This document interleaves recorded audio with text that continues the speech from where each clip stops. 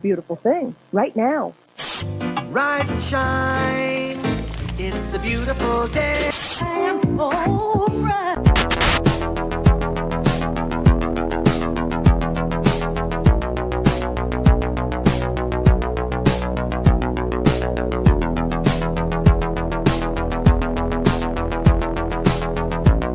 About a third of the building has been blown away. This is the bridge to the white lights.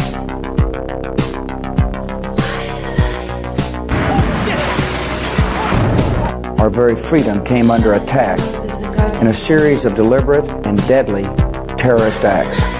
And at that point, we were taken for another round of questioning, this time related to our allegedly being members of Mossad.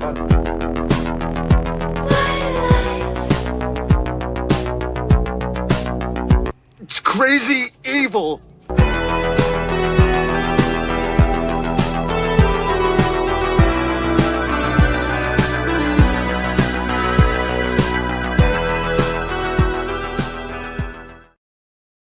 Good morning, good morning. Welcome to the No Way Jose podcast. This is the Morning Dump. I am your host, Jose Galison. It is October 21st, Tuesday. It's a beautiful Tuesday morning. I haven't gone for a run. I went for one last night. Got a little workout in this morning, so I'm feeling good. I'm awake. I hope you guys have been productive today. If you haven't, we are about to. By the way, here's proof of life of Jeff for those who have been asking. Oh, big fat Jeffy. He is so fat that he is not comfy on my lap, so I'm going to let him go. But there's your proof of life. I do have a fun little outro for Jeff as well today. Thank you for a lot of you guys who have been stepping up your game and providing outros. Don't forget, you guys can contribute to the show just by simply tagging me in content, whether that be funny, whether that fits in an intro, or whether that fits as my outros, or an actual news story. If you actually want to contribute something of substance, or if you just want to contribute to the fun, either way, that option is open to you. I pretty much bookmark damn near everything you guys do, and usually kind of quickly will classify it like, hey, is this an outro? Is this some foreign policy something? Is this... So there you go. There's your way you can contribute to the show. Make sure audio sound good. No complaints from nobody in the chat yet, so that's good. Oh, there you go. You guys see Violet going off to my left. So there's another kitty. You guys are seeing lots of kitties this morning. You guys thought they all died in a kitty cat holocaust, but no. Sorry I left you guys yesterday, but I told you guys, I've warned you guys, Mondays are kind of up in the air. I'm kind of like, see Mondays like floaters. Those are days where like, if I'm going to pick up a shift, or if I got to schedule an appointment for the kids or the wife, those are going to be probably Mondays, maybe Fridays will be when I try to. But, so especially the core days, Tuesday, Wednesday, Thursday, you can almost guarantee I'm usually here. But Monday through Friday, that's what we shoot for. But here I am today on a Tuesday. We had plenty of talk about, man, I almost did one yesterday because I was like, there was a lot of shit. And I kind of could have maybe, but I would have had to gone like significantly earlier. The way my day got all shooken up, so I would have had to go at like 9:30 or something, so it would have been like an hour and a half earlier. And then also I was like, it's going to throw off the count. I kind of wanted to, tonight, episode 666, the 666th episode of No Way Jose, will be already dead. Whereas if I'd done that yesterday, it would have been right now. So that would have been, I don't know, it'd been a little underwhelming to do a 666 episode on a morning dump. I guess I would have had to throw together some sort of satanic topics or something. Whereas tonight on Already Dead, it's far more fitting. I mean, we sort of end up talking about that sort of stuff. Anyways, who knows? Maybe we'll get some spooky call-ins. Don't forget, we do a call-in show, me and Austin Picard. We do a call-in show on Tuesdays at 9:30 p.m. Eastern. The patrons get the perks of being able to hang out in the pre-show, the post-show, and also you get the option to do a video chat at the second half of the show if you would like to join in. But we do calls during then too. So hopefully we get some spooky calls in today, since it's my 666th episode. All spooky-like. But yeah, we have plenty to go through today. We have broken ceasefires. When foreign policy is entered into the main topics of the show, that's when it's serious, because we already do foreign policy every day. It just doesn't even normally get included in the topic. But today, we got some big shit. We're probably hanging out in foreign policy for a little while today. So there's a warning. If you don't like that, you can pop in later. Just a reminder, I put the timestamps in there. So for those who prefer certain components of the show or the other, or want to jump around, whatever. We also have the Kirk killing gag order over the weekend. There was some no legal movement on the Kirk front, and so we'll talk about that and some other kind of stuff that I threw together last second in regards to it. And then also we have Royal Epstein fallout, which is kind of a little bit leaning into the royal aspect of this, Prince Andrew, but there's been a lot of Epstein fallout later. It's not just the royalty. It's not just Prince Andrew and his titles. It's also Leon Black. More stuff's come out about that. There's been more come out about Ghislaine not Ghislaine. Sorry, did I mix up names? Who is that girl? Giuffre, Virginia Giuffre. I don't know why I mixed her up with Ghislaine. They both have odd names. But yeah, so we have that Ehud Barak claims that perhaps he did some crazy rape stuff. So we got a lot to go through today. But let's go through some of our fun little morning stories.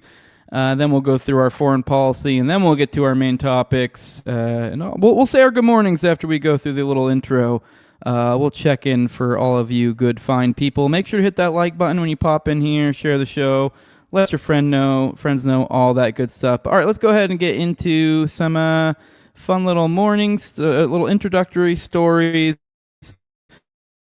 Kind of starting off with, here is a little clip. I just want to remind you guys, whenever you guys are feeling bad, that you too are a good boy. So go ahead and listen to this, and I'll give you a little more context after. Obviously, there are investment projects happening in Indonesia. First off, have you heard from the president? Has he called you? No, not about that, but I'm glad he acknowledges that I'm a good boy. I am a good boy. Obviously, there are... So if you guys aren't feeling like you're good boys, just remember you are a good boy, very good boy. Don't forget that. Okay, this is just dumb. I know, an out of context clip. I just thought it was particularly funny.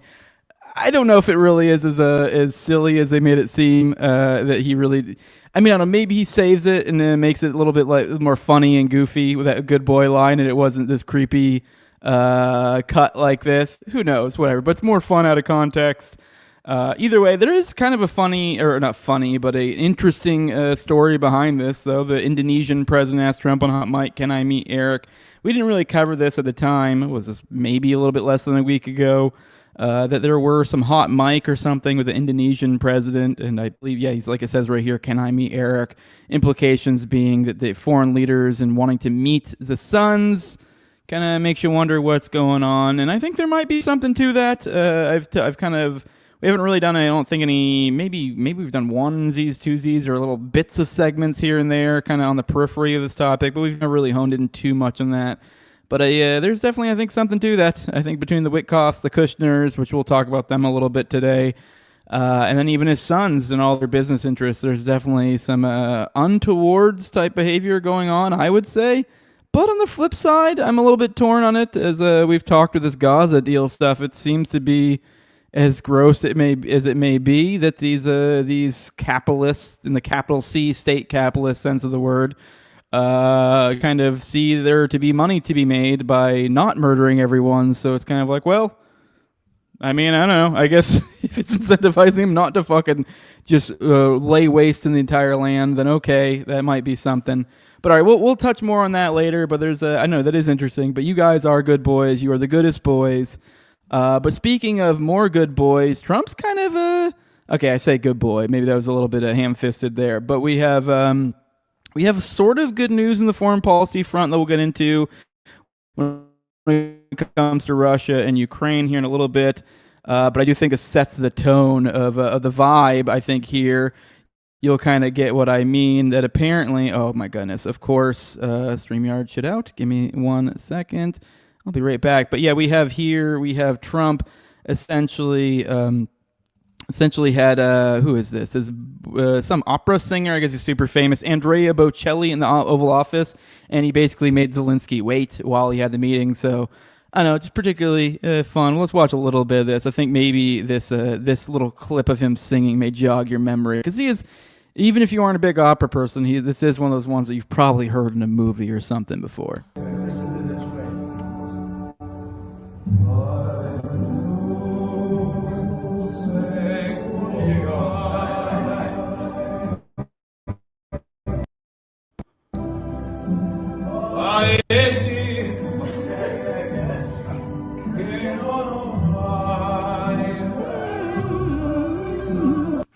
Such a good song.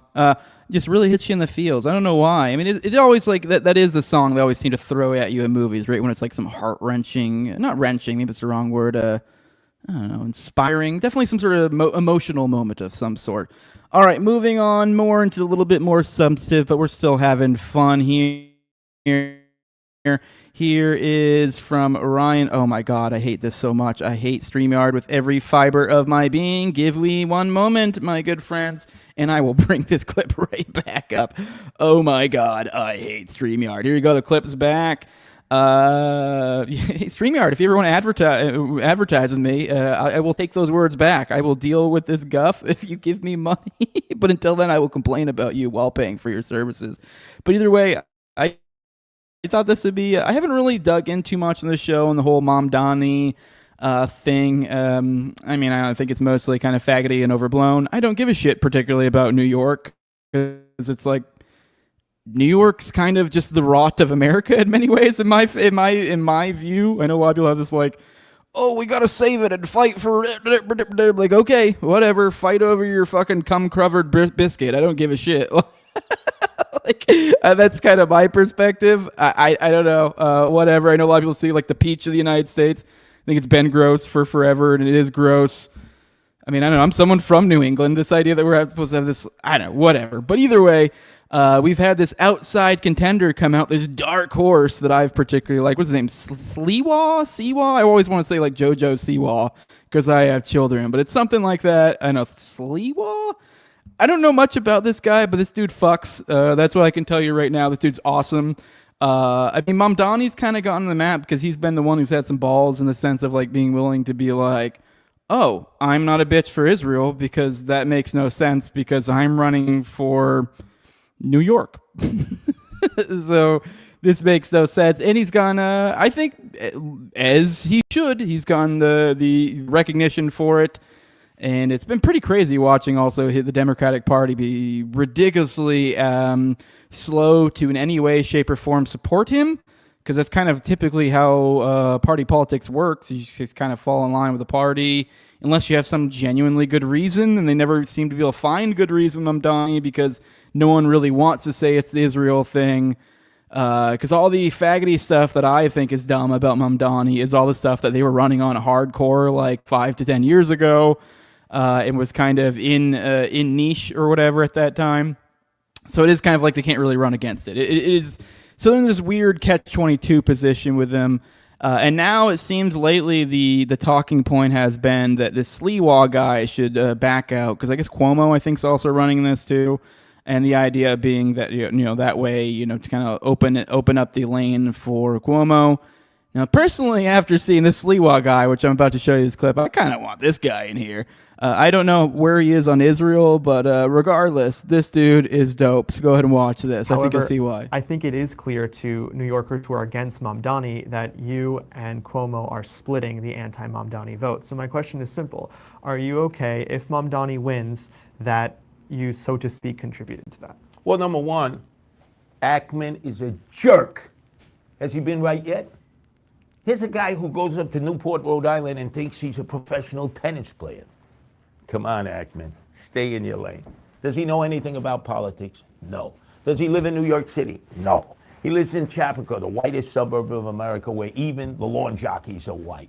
He may know Wall Street. He may know hedge funds. He has been wrong every step of the way with the billionaires. So let's say people come to the conclusion, if somehow I lose, and we know Andrew Cuomo's lost, he's already tossed in the town. Oh, it's because of you, Curtis. Because it really? It's because of the Democrats. Wait a second. Who created Zohran Mamdani? Who embraced him? Who nourished him? Who supported him? And how dare you, people who know nothing about politics, suggest that everybody who's going to vote for me is suddenly going to be reborn. We love Andrew Cuomo. He killed all these elderly. He's a sexual harasser. He told conservatives and Republicans in 2014, if you're conservative and you believe in right to life and the Second Amendment, you have no place in New York. You need to leave. This is the result of the Democrat self-destruction. So I'm supposed to help them? How come they don't help themselves? Andrew Cuomo failed everybody in that primary. He even admitted it. Now he's basically saying, I can't win without Sliwa votes. Where are your votes? Why don't you spend your money and he's got millions from the billionaires? Millions. Go out, get your own votes. Convert Sliwa voters. But for me to drop out, I represent a major party line. I have people running under me, council people, judges.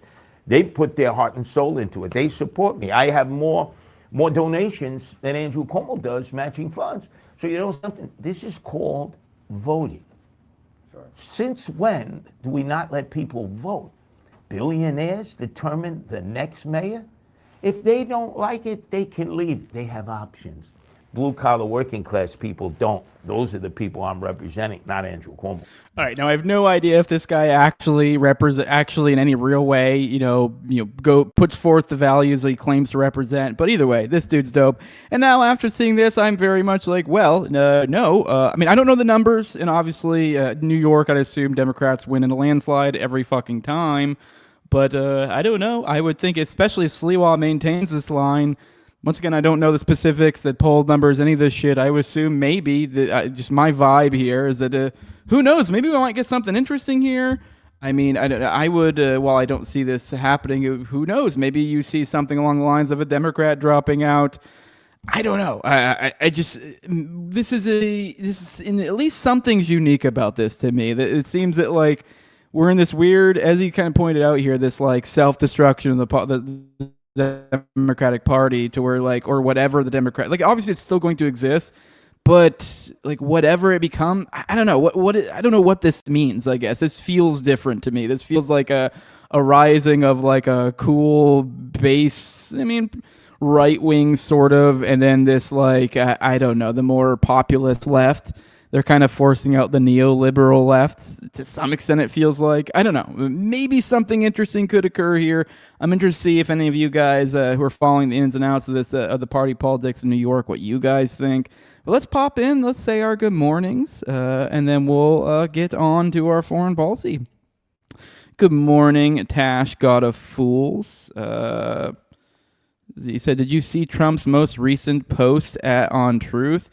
I don't know. I don't know if I saw the most recent one. I am very confused, though. Somehow it says you sent this at 4:10 a.m. I don't know what's up with that. I hadn't even made this at that point. Maybe it's just some time thing with X. Good morning, One Mustache 3. Good morning. I need to message you back. My bad. Good morning, Bobo. Good morning. Oh, you guys got an end tower to start it off. Good morning. You guys pulled it off. It doesn't count. So it's just two of you guys. You guys are just double Dutch ruddering it over there like homos, but hey, whatever. It's an algo boost. I'll take it. Good morning, King David. Good morning. Good morning, Nevsky. Said good morning, Dump Heads, trying out a new term. Good morning. Good morning, Black Eye 808. Good morning. Good morning, No Name. Good morning. You need to my Rose of Hitler episode on J Talk with Jared.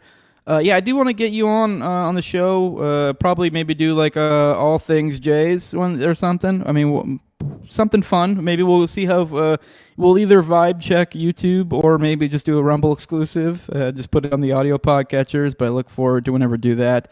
I'll follow you up for scheduling later. Good morning, Nanya Business. Good morning, John Black. Good morning. Everyone's happy to see Jeff is alive. Yes, the negotiations have been successful.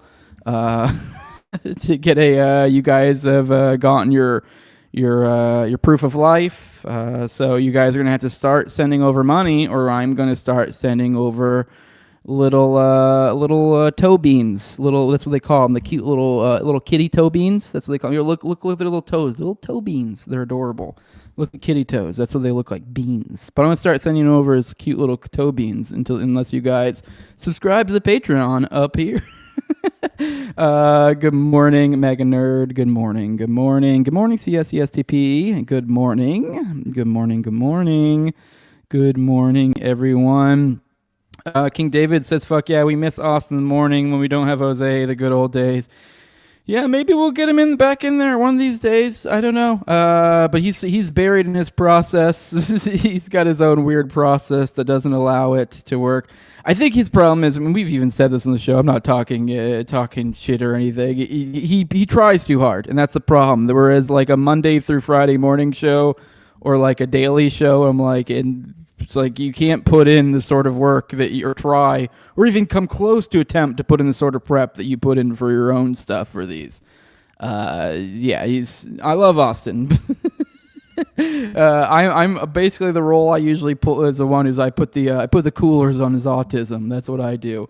But I think maybe in the future, who knows? Maybe we'll get him back on the morning shows in the future. But it would be cool. Yeah, I'm open to the idea, or we'll keep doing it as is. But yeah, that was the good old days. Good morning, everyone. Mustache, you are at the 10 tier. Which is the elusive, you get to do an episode. That is true. Actually, technically, the $10 tier does actually get you a curated episode, is what I call it. I don't really advertise it that much, but generally, it just means you can pick a guest, pick a topic. Maybe you could be the guest, depending on the topic, because you got to work with me on it.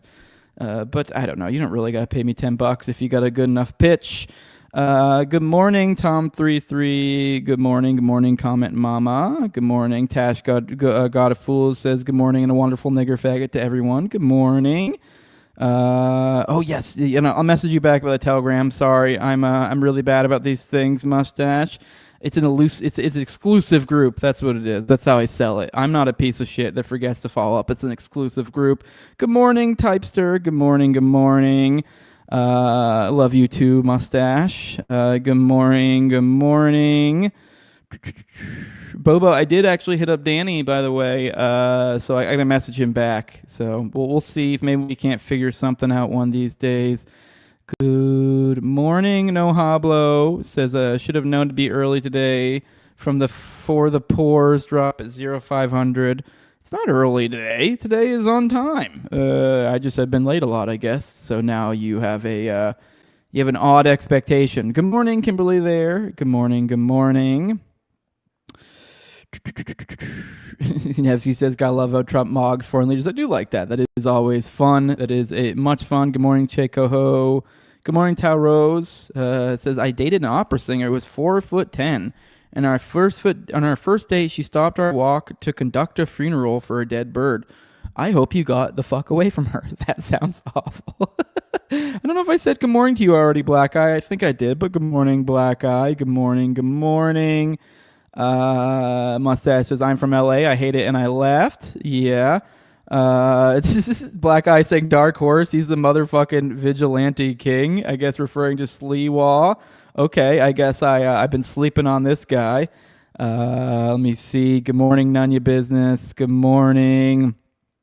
Uncle Ted thinks Mamdani is a plant. Perhaps he could be. I don't follow enough to really have too strong of a feeling. But Nevsky says, y'all see Mamdani wearing yarmulke with a bunch of Shabbat rabbis? Oh, no. Yeah, okay. I see where you guys are going. Although, did he really do that, though? Because then he's been pretty hard on, like, not wanting to get into identity stuff when it comes to the J stuff. I don't know. When it comes to Israel, at least. Maybe he's engaging in J stuff, but not Israel, and that's the line he's trying to haul. I don't know. You guys let me know. Good morning, everyone. Let me see. Guardian Angels. I guess this is something that he came from. I guess they wear an Illuminati all-seeing eye on their shirts. What is that? The New York City Guardian Angels. May have to look in that later. That's what he was from. Okay. Good morning, Tower Gang NPC. Good morning.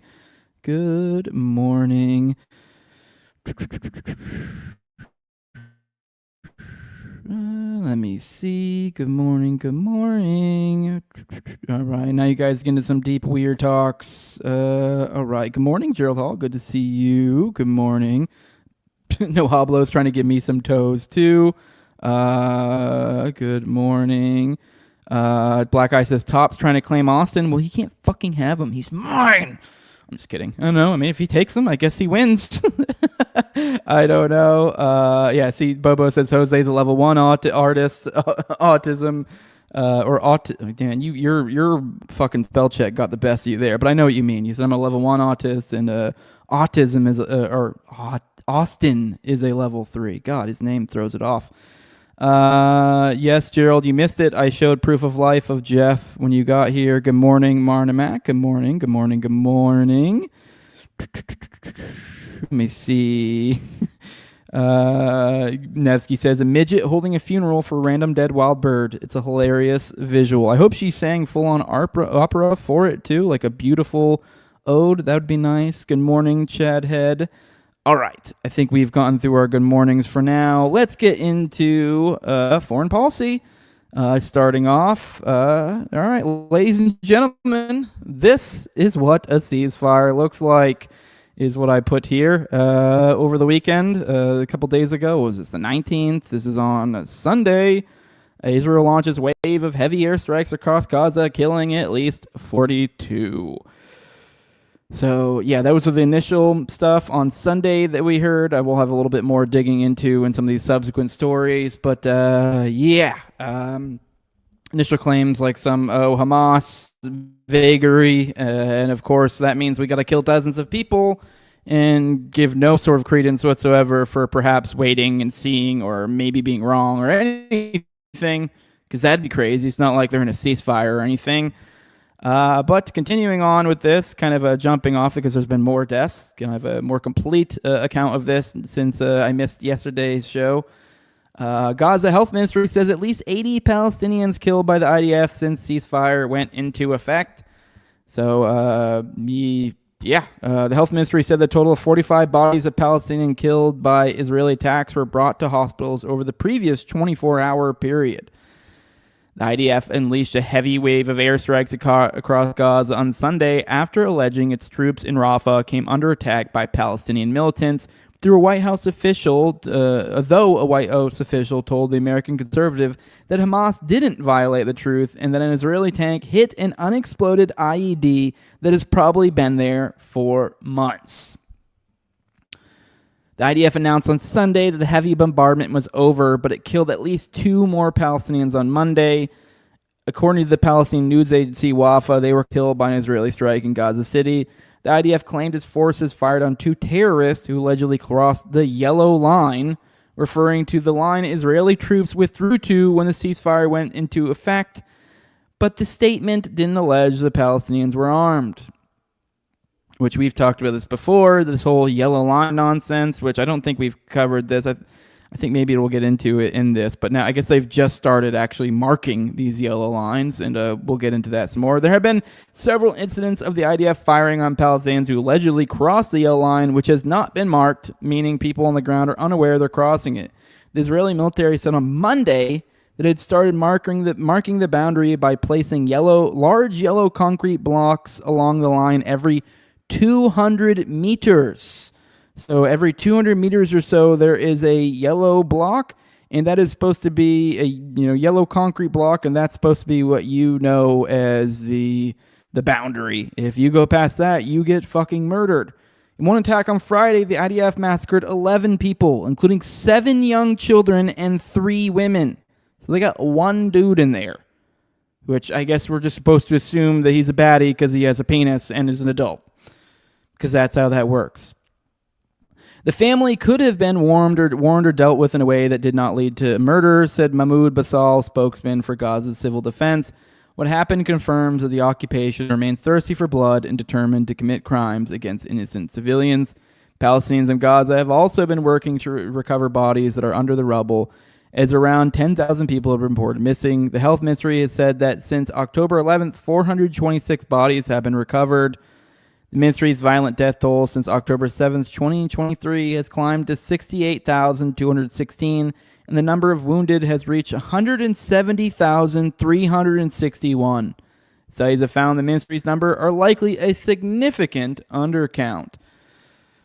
Here's Ryan Grimm, who's been covering this. He says, soon after the explosion in Rafah, I'm told by a source familiar, the White House and Pentagon knew that the incident was caused by an Israeli settler bulldozer running over unexploded ordnance contradicting Netanyahu's claim that Hamas had popped up from tunnels, because that was the claim that was initially coming out. That Hamas was popping out of tunnels after Netanyahu said he was blocking all aid, which that's another thing that I don't think we read through there, that now I guess he's blocking aid in response to these, and unleashing a bombing campaign. The administration conveyed to Israel that they know what happened. Netanyahu then announced they would reopen the crossings in a few hours. So, I mean, I'm still in an area where I don't know what the fuck is really actually going on, but it does.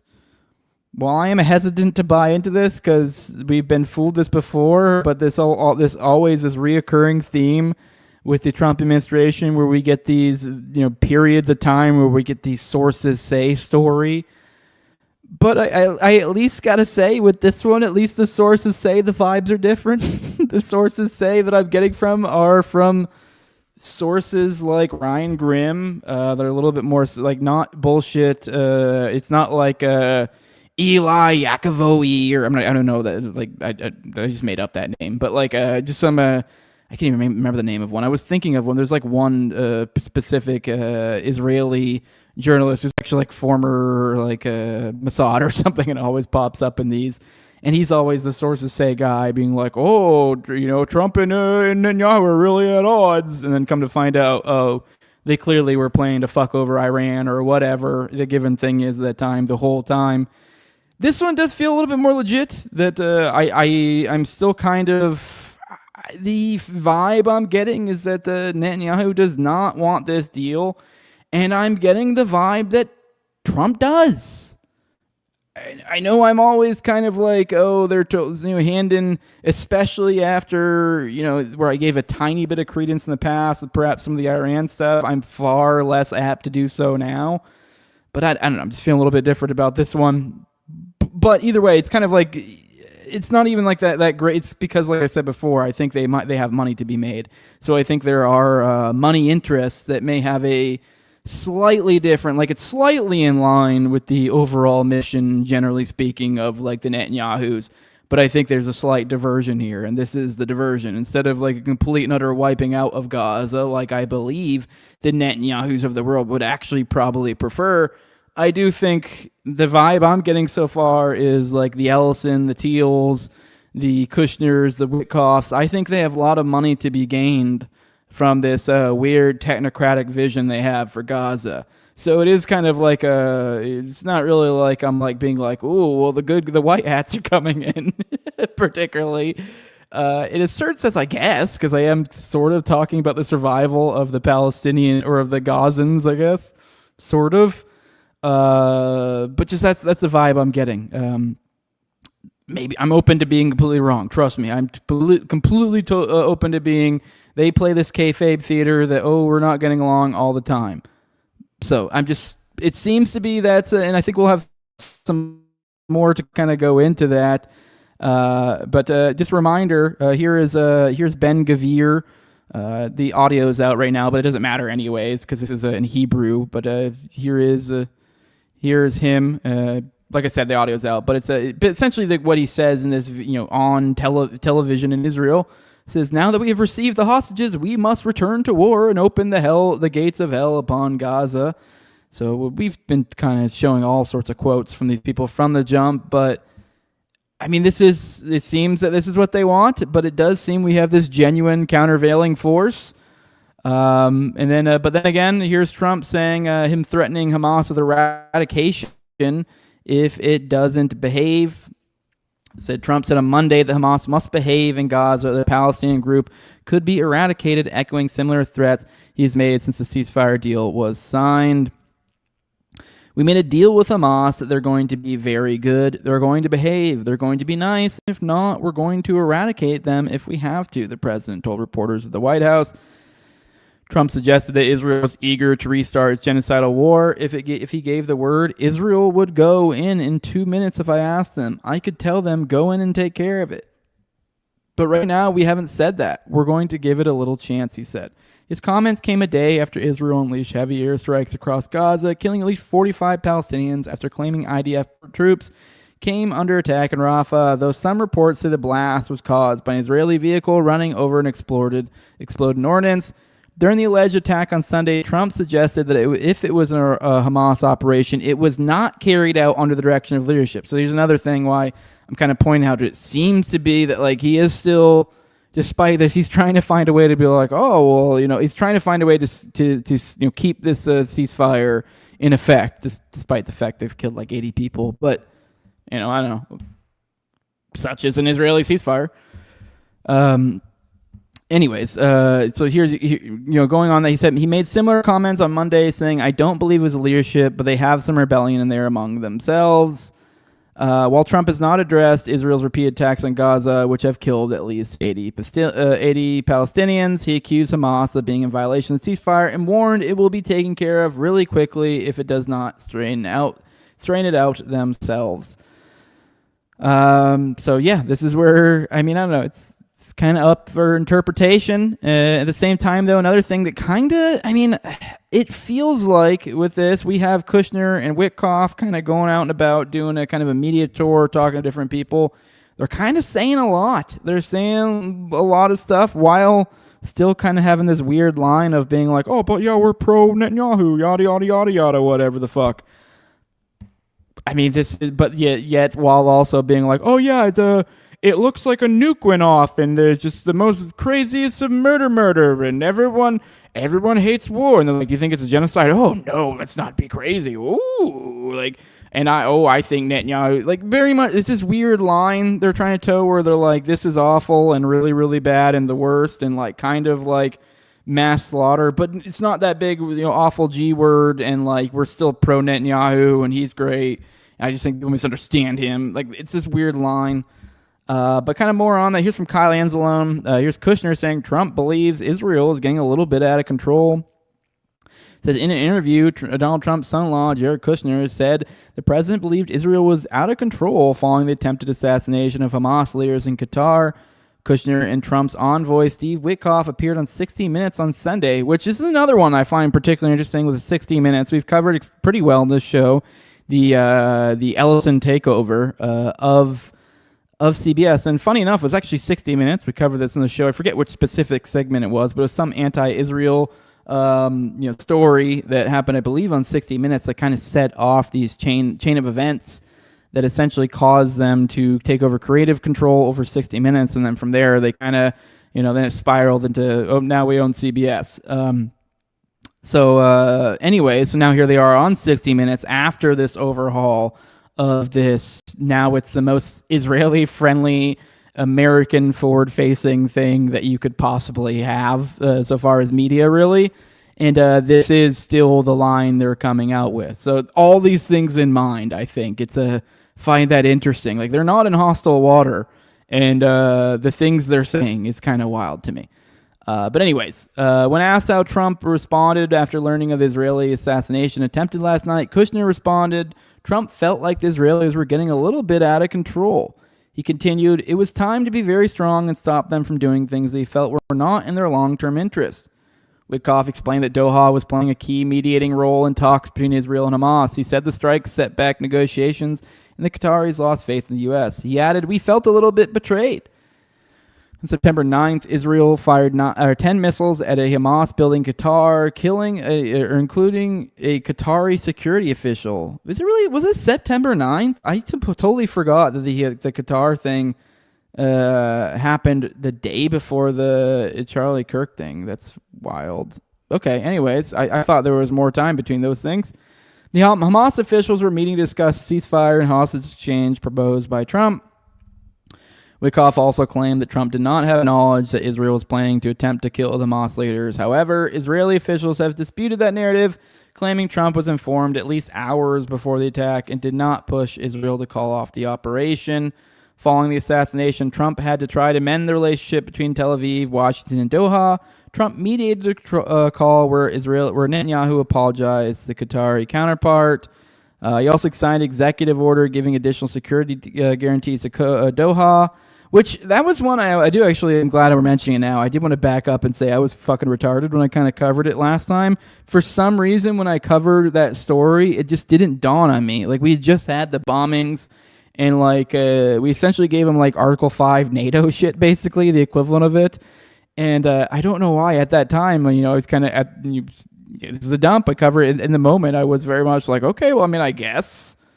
Because it was like a bizarre, I didn't even think about it. It was just so out of left field, the fact that we're just like, and I didn't even think about it. Like, oh yeah, this could literally mean that we get dragged into war. The only thing you need to do is rebuke Israel. The idea that we need to do an Article 5. Whatever. Anyways, at that time, like I kind of had this weird, Israel had been such a belligerent that I actually kind of almost interpreted that as like a positive somewhat in my head. Like, well, I mean, I guess this is like we're being like, hey, they can't do that again because we'll attack them. But then I'm like, yeah, but we're also giving away like anyone attacks them. And, like this is, which is like funny because that is like 101 stuff. But like literally Israel was such a belligerent that I just kind of dropped my guard on that. That I was like, well, I guess at least this is some sort of rebuke to their behavior. And they can't do that again. Although let's be real, I think even with an Article 5, they probably fucking could do it again. But I don't know. I think they would probably face some sort of actual legitimate consequences, but definitely not an actual sort of like Article 5 or whatever the fuck. No way, no how. And then also we have Witkoff revealing the CIA was telling him Hamas didn't want the ceasefire deal, which is particularly kind of interesting. This is more from the 60 Minutes interview, but he was telling him he was saying the CIA was telling him that Hamas didn't want to agree to the Gaza ceasefire deal. Witkoff, who was interviewed along Kushner, said that Arab countries mediating the negotiations were telling him Hamas would respond positively, while the CIA was saying the opposite. We were getting word from the mediators that they were going to come out positive, but with a couple of conditions and different things that they wanted to see modified in any final agreement. But the vibe we were getting was quite positive, Witkoff said. And we were hearing that Hamas was positive on the deal, and yet I was reading intelligence reports every day and getting briefings from the CIA 3 times a day, and those intelligence briefings were suggesting that Hamas was going to say no. Witkoff said that despite the U.S. intelligence reports, he and Kushner thought the talks were going in a positive direction. We really felt this was going a positive way, and sure enough, Hamas came out and said, we accept the president's plan, and that allowed us to get into next gear. So while there are many uncertainties about the prospects for a long-term deal and all the details have been worked out, Kushner said that Hamas was clear that they were on board with releasing the hostages they wanted to end the war. But I don't particularly interesting the CIA is working against this deal. I don't know what to make of that, but it is an interesting thing to kind of see behind what's going on there. Here is a story about the West Bank. This one is pretty fucking wild. This kind of it cuts into this my brain farting here. A journalist that got caught up in all of this. But this is a video of a Jewish settler attack on Palestinian farmers in the Israeli-occupied West Bank on Sunday. Shows a mass settler using a large club to beat an elderly Palestinian woman who was attempting to harvest olives. Jasper Nathaniel, an American journalist who recorded the attack, said the IDF led him and a group of Palestinian farmers into a settler ambush in the village of Turmus Aya near the central West Bank city of Ramallah on the first day of olive harvesting season. I just realized it's not showing these anymore. God, I hate StreamYard so fucking much. Sorry. Give me a minute. Whatever. I need to bring this back up to play this video for you guys anyways. Let's go ahead and play this. This is one of the settlers donking a old lady on the head. So let's watch this. You got it. Oh, come on. Don't fucking hit her. Hey! Oh, my God. Hey! Hey! Hey! So yeah, there's that. And here is Jasper Nathaniel. Let's see. Oh my God, StreamYard finally managed to switch over a tab without dropping the audio. Here we go. Let's see what he had to say about it. Hello. I'm fine. Thank you, everybody who's reaching out. Really, I'm okay. I am in the village of Turmus Aya now. Apparently there's soldiers around somewhere, but we haven't seen them. I will have a lot more to say later. Obviously, I'm still digesting everything, but I wanted to just take this opportunity to personally call out Senator Chuck Schumer, Senator Kristen Gillibrand, and Representative Dan Goldman, who are my representatives in New York. Of course, all three have been unconditional supporters of Israel, and they are my representatives. In fact, I've even voted for some of them in the past. I was almost killed today, obviously, as were a lot of others. And again, more on that later, but I'm just talking to my representatives right now about me and what is supposed to be their responsibilities. I'm asking you to put in some calls to the Israeli government, to whoever you know there, and ask them to provide protection for the village tomorrow. Because there's going to be more olive harvesting going on. And clearly the settlers are out for blood. And if something happens, then I just want you to know that I blame all three of you personally. Thank you. All right, so this is the journalist who got caught up in that. I'm assuming either him or one of his co-workers with him are the ones that are able to capture some of that. There is, if you do go over to Jasper, Nathaniel at @infinite_jazz, I'll give him a follow actually. You can see his you can see here the video, and then also there's a quote tweet where has a longer thing. We'll watch some more of the coverage here in a second. But here is some of his back and forth with the U.S. Embassy, which is kind of insane. Essentially, he reached out to them to basically like, hey, what the fuck? Here's a second right here. Let me go back to it. Just jumped over for something. What the fuck just happened? Sorry, it's being weird. Here we go. Here is his chats back and forth between the U.S. Embassy.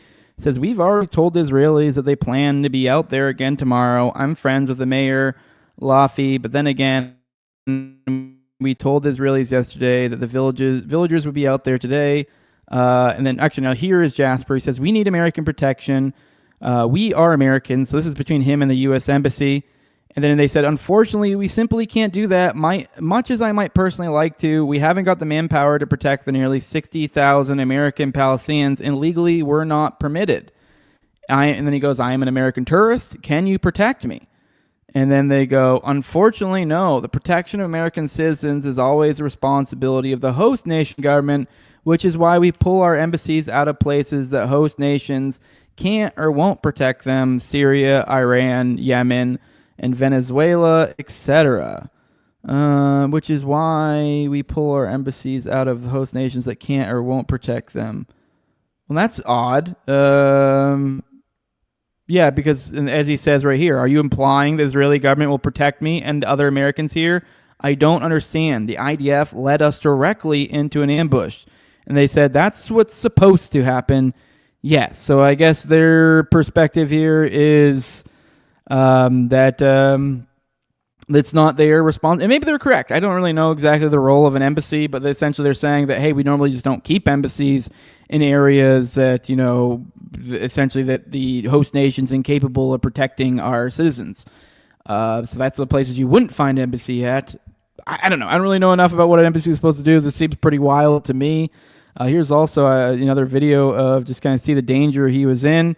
He's in the black, the guy in the front here. Let me make sure you guys are actually seeing this because StreamYard's gay like that. Here is, you can see him literally in the front, literally at one point probably less than 5 feet away from these people running. Actually, never mind, I accidentally jumped forward. Here he is running with a camera, trying to look at what they're doing. Yeah, it's nuts. It's crazy shit. It's a whole horde of fucking... God, I bet you they all look dysgenic as fuck under those stupid little hoods. Yep, there you go. That's what's going on over there. And here he is again saying, if I'm killing the West Bank, please know that I blame you personally, Governor Mike Huckabee. I was set up by the IDF to be attacked by 100 armed settlers. He said, when I sent the embassy the video and asked for protection for me and everyone else in Tumusaya, they literally said no. So here's another video we'll watch of these settler attacks.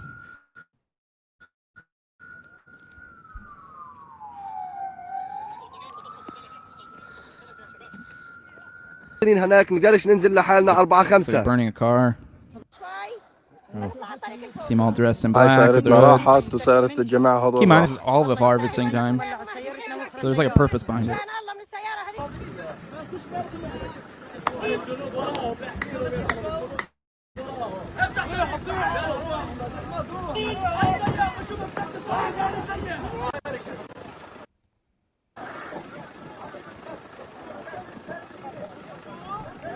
I guess it's a longer version of the one we saw him running away from earlier.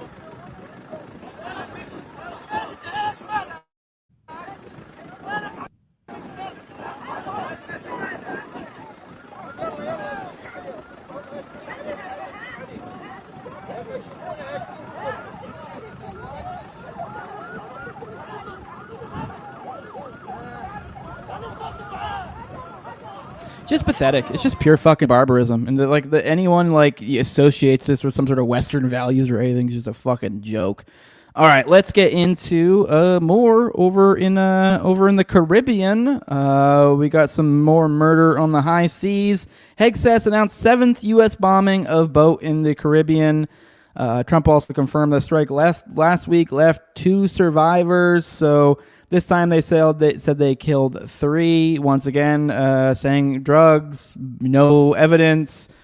This time, though, they gave a little bit more specific. He claimed the boat was affiliated with the ELN, which is the Ejército de Liberación Nacional, or the National Liberation Army, a Marxist-Leninist insurgent group. Ooh, we got to put a leftist flair on this one now to really sell it. That operates on the Colombian-Venezuelan border and has a presence in both countries.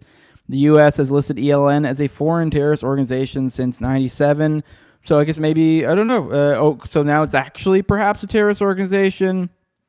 Now here's what Hegseth said. There were 3 male narco-terrorists aboard the vessel during the strike, which was conducted in international waters. All 3 terrorists were killed and no U.S. forces were harmed in this strike. Hegseth wrote an X. These cartels are the Al-Qaeda of the Western Hemisphere, using violence, murder, and terrorism to impose their will, threaten our national security, and poison our people. Okay, so now we're squeezing this into actual terrorist designated entities, so that way we can actually make this fit instead of the Cartel de la Sol or whatever fucking stupid nonsense that was. But more on this. Trump ends aid to Colombia after President Petro accuses U.S. of murder over boat strikes. So President Trump has issued a statement attacking Gustavo Petro after the Latin American leader accused the U.S. of murder for bombing a boat in Colombian waters. On Saturday, Petro said the U.S. strike on a boat in September killed a Colombian fisherman. U.S. government officials have committed a murder and violated our sovereignty in territorial waters, Petro wrote an X. Fisherman Alejandro Carranza had no ties to the drug trade, and his daily activity was fishing. The Colombian boat was adrift and has distress signal up due to an engine failure. We await explanations from the U.S. government. The Trump administration has offered no evidence to back up its claims about who has been bombing in the Caribbean, which we've been saying for a while now.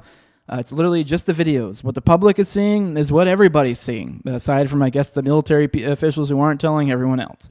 Day after Petro's comments, Trump accused Petro of being a drug dealer. So that's how we solve all the problems. We'll just call them all drug dealers and then kind of vaguely associate that with terrorism. And that's how we make it. It almost seems like we associate these world leaders and say they are associated with the drug trade. And that's why you can put a little bit of a stink of and also if you can get a little bit of an election, something or other, people forget that we had that 2016-ish, or when was this? Actually, I might have my timetables a little bit wrong. There was some weird Venezuelan election chicanery a while ago, and then the Trump administration. I can't remember if it was this administration, the last one, and they tried to be like, oh, the election was all... I mean, maybe it was. I don't know. But the point being is, then after the fact, they go, well, this isn't legit, so we're not honoring it. And it was a whole thing. I think it was the last administration. Anyways, so you attach those things, these little dings in the perception, for the public perception of their legitimacy, I guess, as a state. You could say I don't think any state's legitimate. I think they're all drug dealers and terrorists. But it's this is the game that the other world leaders are doing to each other, at least, the United States particularly right now, to the South American countries, particularly Venezuela. They associate the stink of well, your election's not even legit, so you're not even a legitimate leader. Then you attach some drug things to it, and you're like, well, you're I mean, I don't know. I don't think. I mean, all sorts of elections are fucky. So I don't know. Does it? I think democracy's gay anyways, so whatever. Point being, anyways, there's this little game. They're picking away the legitimacy, and then that way they go, well, you're a terrorist, when they're all fucking terrorists. Every single one of these nations, Trump's a terrorist, everyone's a fucking terrorist. I mean, all that terrorism is utilizing any world leader unless there's some like magic, peaceful land. And even then, you could really get in the weeds technically and be like, no, you are. Because there's no nation that doesn't, use coercion in any way, shape, or form. But generally speaking, they're all involved in murder. So they're all terrorists. All that terrorism is trying to pursue political aims with violence, essentially is what it is. But they always get this stupid carve out in the definition for like non-government entities. So we give this weird, so this is why they do this like, well, your election isn't legit and you're dealing drugs. So you're kind of not really a state now. See? So you're a terrorist. It's just a stupid fucking word game. It's just stupid perception nonsense. But yeah, this is where we're at now. I gotta say, this guy looks goofy though. I do find him funny as being the face of resistance, but I actually think he's probably more correct here. I think they're basically just murdering fishermen on the high seas. And to that, we have locals undercut Trump's claims about Venezuela drug boats. So this is a Trump administration justification for blowing up. This is by Terrence McCoy, by the way, over at, what is this? This is Washington Post. Sorry. The Trump administration justification for blowing up suspected drug traffickers off the Venezuelan coast has been clear and consistent. These people aren't just criminals. They're narco-terrorists smuggling a deadly weapon, poisoning Americans at the behest of terrorist organizations. We take them out, Trump told the nation's 3 and 4-star generals and admirals last month. Every boat kills 25,000 on average. Some people say more. You see these boats are stacked up with bags of white powder that's mostly fentanyl and other drugs too. Claiming the power to summarily kill traffickers as though they're enemy troops, Trump has authorized U.S. military strike at least 6 speedboats. Now 7, the administration is deemed suspicious. All right, let's scoot forward here. Records and interviews with 20 people familiar with the route or the strikes, including current and former U.S. and international officials, contradict the administration's claims. The passage, they said, is not ordinarily used to traffic synthetic opioids such as fentanyl, present in 69% of drug overdose deaths last year, nor are the drugs typically headed for the United States. Trinidad and Tobago, a Caribbean nation more than 1,000 miles south and 1,200 miles east of Miami, is both a destination market for marijuana and transshipment point for South American cocaine bound for West Africa and Europe, according to U.S. officials, Trinidadian police, and independent analysts. The fentanyl seized in the U.S., in contrast, is typically manufactured in Mexico using precursors from China and smuggled in through the land border, most often by U.S. citizens. The military strikes are unlikely as a result to cut overdose deaths in the U.S., officials say, but it has brought U.S. forces into striking distance of Venezuelan President Nicolas Maduro. Trump has accused authoritarian socialists who claimed re-election last year despite ballot audits showing he lost the vote of leading the Venezuelan gang Tren de Aragua to push legal drugs into America. When I saw a U.S. national security official said, meaning the documents, I immediately thought this isn't about terrorists. This is about Venezuela and regime change. But there was no information about what it was really about. So yeah, this is a bunch of sources say, but they have some of these quotes, so they seem a little bit more legit. Yeah, but then also there is, let me see if I can get to, there's more, I wanted to get into the weeds here. I thought they went into some of the claims of the different fishermen, because now we have assorted different claims. We have the Colombian one, so it's hard to keep track of these, because they've done so many of them, and there's so many on each different one, and there are different nations. So I'm trying to, I want to scoot forward and get into the actual, all right, I thought they went more into the victims here. But either way, it goes into the idea that like these aren't even really the drugs that these almost certainly aren't the people. Like the ones they're pointing to, these aren't the ones like the routes coming to us. We've covered this in other ones as well. But this also is a sources say story, although they have a bunch of sources say, so it's going to be a little bit more legit. So take that with whatever level of credence you want to. But we have a sources say story coming out saying, hey, this is bullshit, which we've kind of said it was bullshit from the jump. More on the Ukraine-Russia stuff. Trump urged Zelensky to accept Russia's terms for a peace deal. So it's looking good, I think, on that side. Wow, what a fun little photo. I haven't seen that one yet. Look at that. That is it's like the hat, his dad and his son kind of thing. There's definitely a meme to be had here. I don't know what, but it looks like a kid really pleased with himself and a father who doesn't really care that much. Anyways, during a meeting at the White House on Friday, Trump urged Zelensky to accept Russia's term for a peace deal, warning Putin could destroy the Ukrainian leader if he didn't make the concessions. People familiar with the matter told the outlet that the meeting descended into a shouting match multiple times, that Trump was telling Zelensky to give up control of territory in Ukraine's eastern Donbass region. The president also tossed aside a map of the Ukrainian front line, saying he was sick of seeing it. This red line, I don't even know where it is. I've never been there, Trump reportedly said.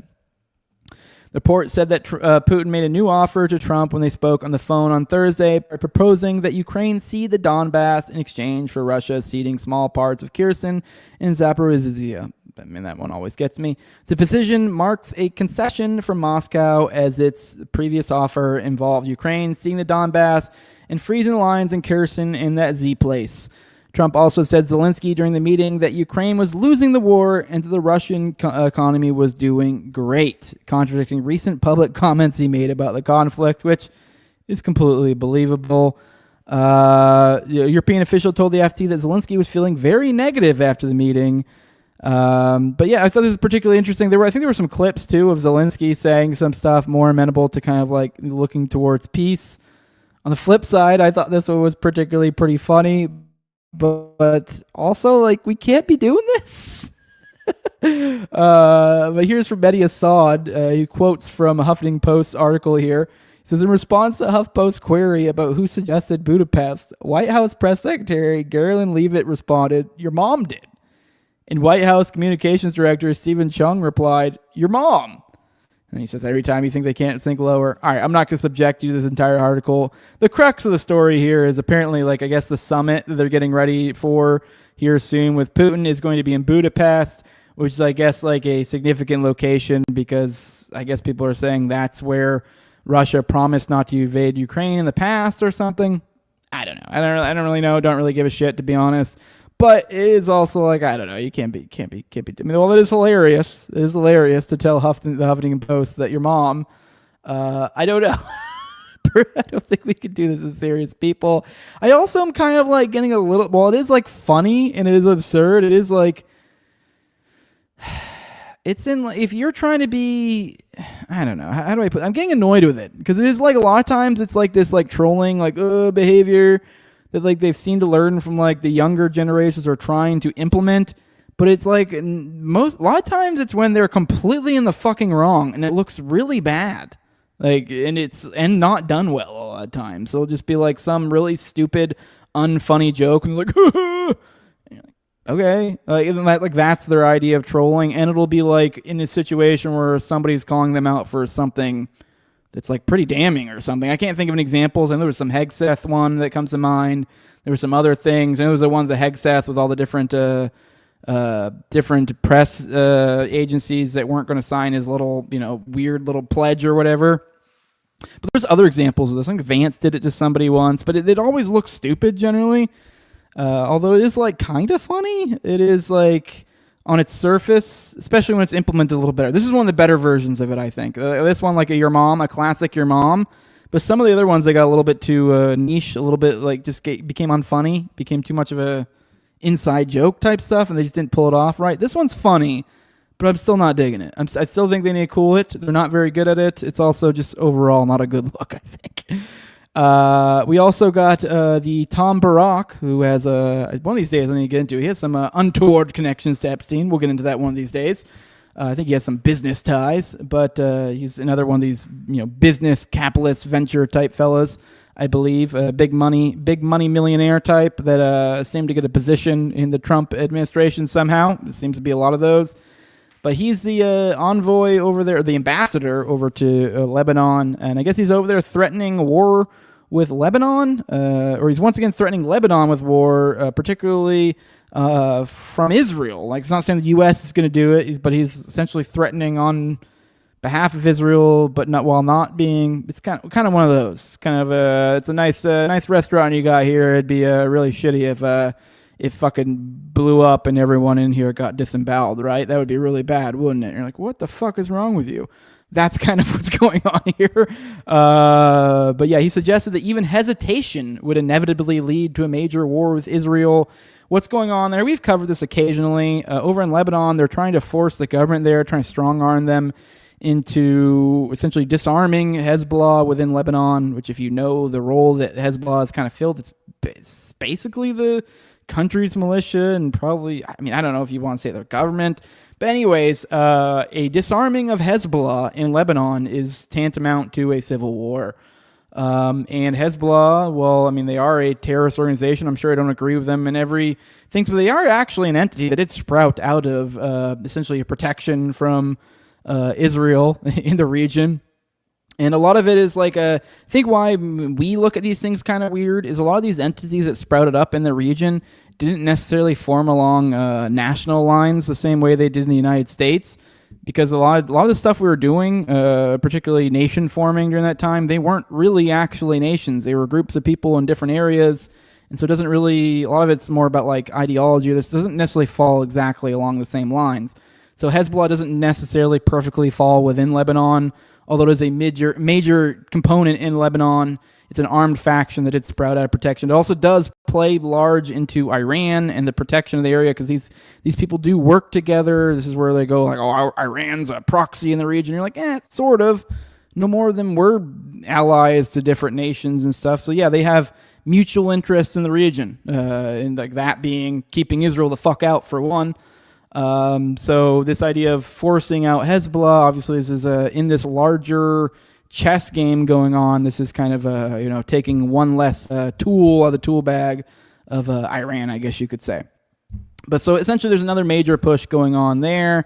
So they're threatening that Israel could really pick up stuff over there in Iran, or over in Lebanon. And I think this is particularly interesting given the timing. We also have that Iran, Russia, and China just sent a letter to the UN to mark the official end of the 2015 Iran nuclear deal, which we haven't really been covering that too much here. That was the deal that we used to be in with them. I believe that was on Iran, Russia, China, us as well. We left kind of a while back during the Trump administration. This is essentially let's read this one real quick. I think it's worthwhile. Starting, Iran, Russia, and China sent a letter to the UN declaring the JCPOA is officially expired. Official termination of the JCPOA comes 7 years after the U.S. unilaterally quit the deal during the first Trump administration, 2018. So I almost guarantee you this will be used as precedent for warmongering. Although ironically, this is the exact deal that Trump left, and they stuck around in after as some sort of way to maintain good standing on the world stage. Anyways.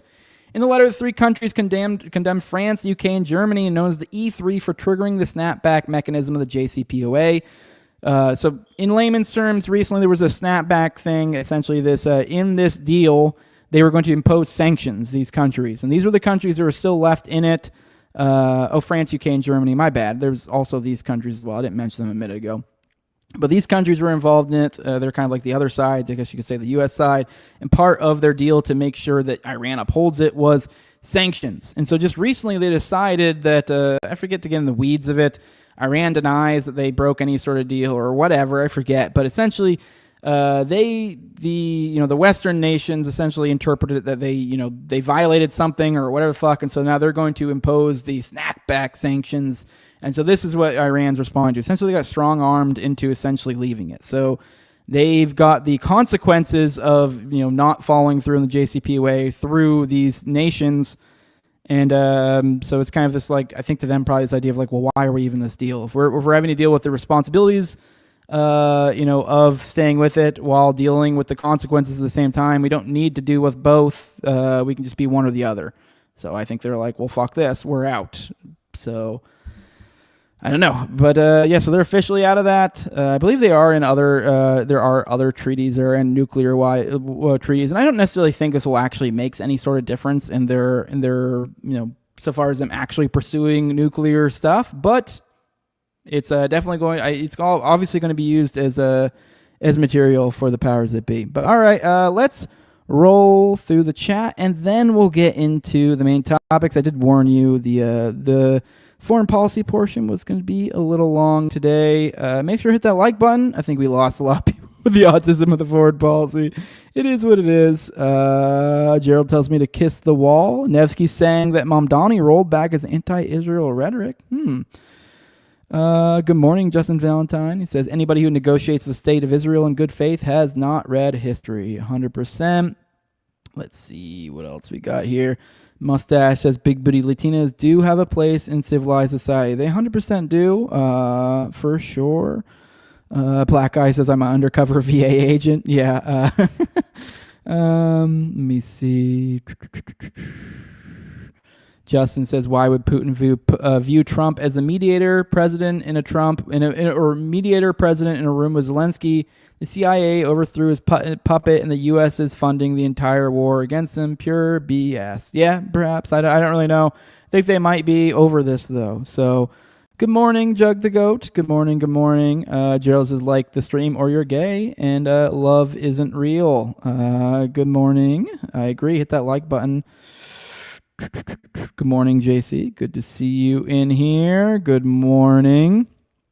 Hit those like button, people. Let me see. Catch up on the chats. Where are we at? We're about 10, 15 minutes back. See everyone saying their good mornings to everyone else in the chat. Good morning, Eddie. First I'm seeing you in here. Good morning. Good morning. Good morning. Justin Valentine, narco-terrorists equals drug dealers who are competing with the CIA. Exactly. Justin pointing out, Senate runs are expensive. Don't forget that. You need some dark money or some Jews.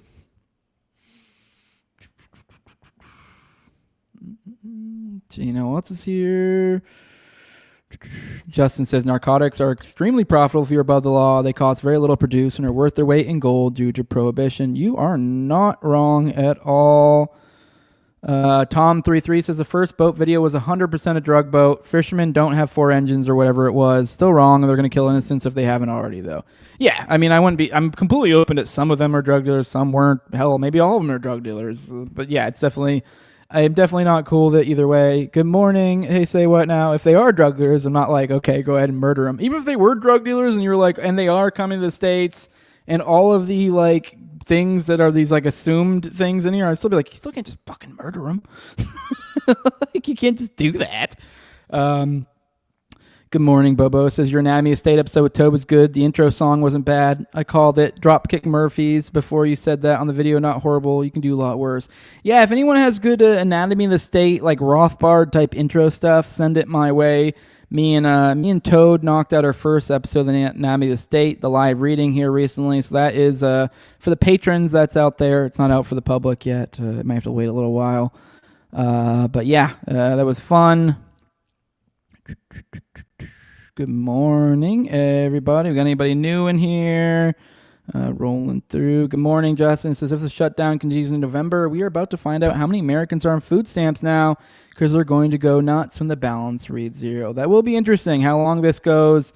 It'll be interesting seeing from the outside looking in. Not that I really pay attention or I really keep too many close ties to people from my past life in the military, but it will be interesting to see from the outside looking in just a little bit like, are you guys freaking the fuck out? I would assume at this point, though, they've probably gotten some sort of, I forget what they're called. They get something signed in the whatever the hell, and they're able to get like an extension or what it is, but essentially end up getting paid. So they're probably going to get paid, but it'll be interesting to see if they don't. Good morning, Alien Big Cat. Good morning. Good morning.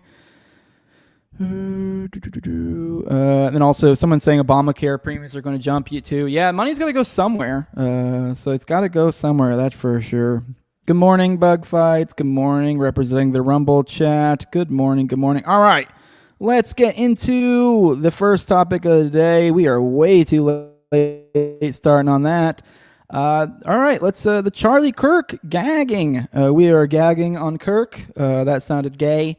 But anyways, here is. God damn it! Give me 1 second. Let me fix the StreamYard thingy real quick because of course it's doing the thing, and I might want to play a video for you guys here in a second. So, all right, bringing it back up.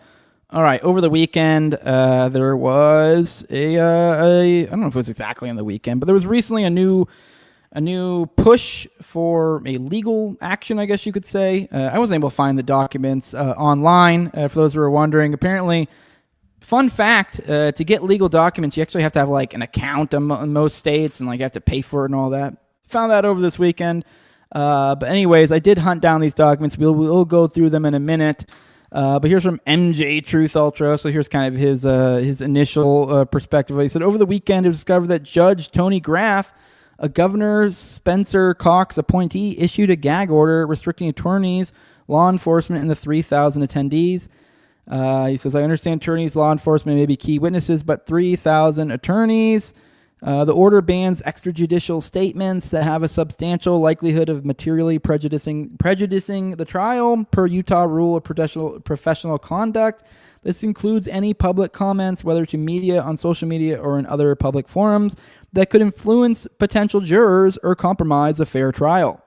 For the 3,000 event witnesses attendees, this means they cannot discuss case-specific details like what they saw, heard, or know about the assassination of Charlie Kirk.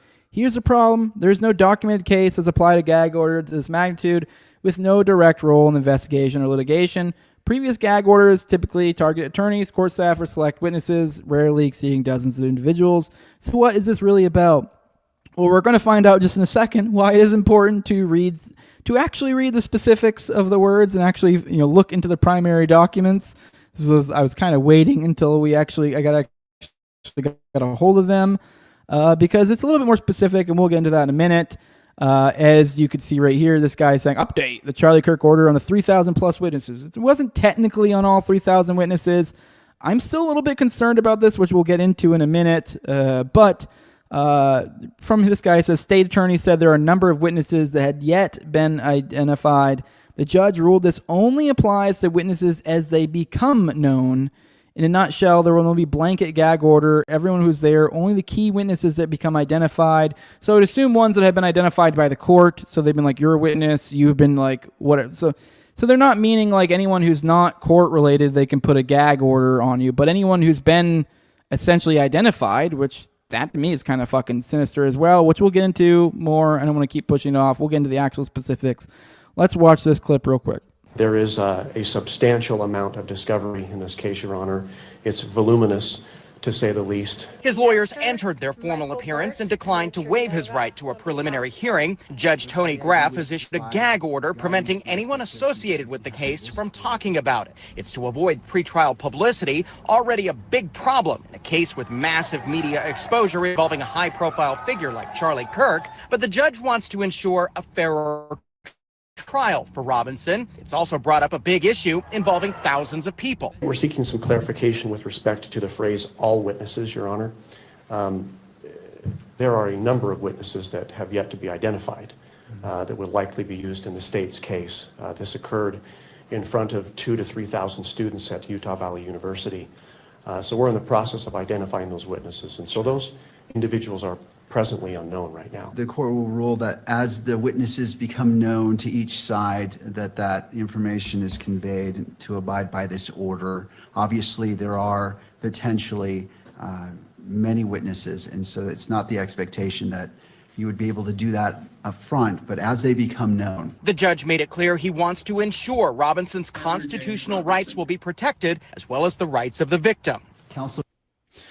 All right, so there's a little bit more specifics on that. Here's Candace Owens coming in all Leroy Jenkins style. Said, don't worry about the gag order in the Charlie Kirk case. I plan to violate it on the world's behalf. The things I've discovered this past week are enough to burn the house down. Yes, Charlie was betrayed by everyone. And then here's the homie, Ken Silva. He said, here's the gag order in the Tyler Robinson case. The one Candace Owens promised to violate, even though it doesn't apply to her. Now, okay, I know, Duggar, I gotta defend Candace a little bit, to be fair. I get what Ken means, because I had actually read, or I'd found someone else who had had the original documents, was able to read it elsewhere or see it read. I hadn't seen the primary ones, like, actually yet. But I had seen other people cover it when I saw Candace's statement. So the way I interpreted what Candace said just there a second ago was like kind of in like a, I didn't interpret it as her literally being like meaning that by her speaking whatever she knows, she was going to violate the gag order. I think what she was more meaning is that like, whatever information could be, concealed via a gag order, she's going to put it out there. So that's how I interpret it. But I know she is also, she also is a whammon. So I don't know. could be some dumb stuff. And she has done some, there's been some fucky stuff in the past. So, always be careful. Don't buy everything. So once again, here is Candace kind of coming out being like, here's a gag. I've got some shit. I'm going to blow your world. I mean, considering her whole group chat done a while ago, maybe. But once again, as I'm saying, I'm still, no matter how much, fucking bombs she drops, even with receipts, I'm still going to continue throughout, especially with these larger people with a little bit of spooky backgrounds. And I'm definitely even more so going to be like, okay, cool. Where's your receipts? Every single time. Even if there is a history of receipt, I need to find out. I need receipts. So I'm looking forward to. This is cool. She's making these claims. I'm hopeful since she's been followed through in her other claims. Let's fucking see it. Let's do it. And I'm also. I'm not at all trying to cast shade if she doesn't release them all at once, because there is reasons sometimes. I'm just saying I'm going to operate off of the information that I'm given as it comes. And if there's something credible there, I'll let you know. If there's no there yet, I'll let you know, and we'll wait for the yet. But right now here, we'll read through the actual gag order real quick. Here it is, and kind of get into the specifics of it, because I think it matters. And I'm by no means a lawyer, so I've seen I kind of almost watched a video with, I think someone who is a lawyer, maybe a paralegal or something, interpret it. So, I mean, I guess I have a little bit I've heard someone talk about it. That means nothing, but we'll read this together, and I'm open to, in the comments, chat, anyone correct me if you feel like I got something wrong. Maybe you're a lawyer, paralegal, something. You're like, you're dumb. You interpret that wrong. Let's go through it. It's a protection order for pretrial and trial publicity. Make sure this is up on the screen. All right, cool. It is. This case is, or defendant Tyler James Robinson is charged with one count of aggravated murder and other felonies. And this is in the state of Utah versus Tyler James Robinson. Case number 251-403-576, Judge Tony F. Graff Jr. This case has generated and is likely to continue to generate significant pretrial and trial publicity. That publicity can compromise defendant Tyler James Robinson's right to due process of law, as well as both parties' rights to a fair and impartial jury trial. Pretrial publicity is of particular concern because it can taint the prospective jury pool. To protect the parties' fundamental rights, the court, on its own motion, issues the following. Lawyers who have participated, who are now participating, or will yet participate. Now, that one I did see somebody like, who will yet? What the fuck does that even mean? Confusing. Anyways, I mean, in the investigation or litigation of this case in any way shall abide strictly by Rule 3.6 of the Utah Rules of Professional Conduct.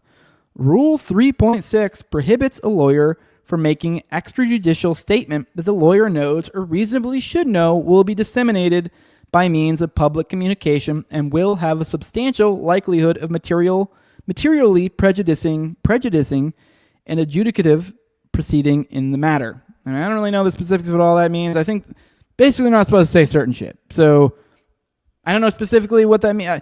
I think for the purposes of a lawyer, I don't think this, where we're at right now, this first paragraph, from my understanding, I don't think that anything about this is particularly perhaps inappropriate or wrong, because it's like, you're the lawyer, you have certain legal responsibilities that you need to uphold, whatever. It makes sense that you as the lawyer would have certain restrictions that you can't speak out of turn about trials, whatever. Totally makes sense. That is your job.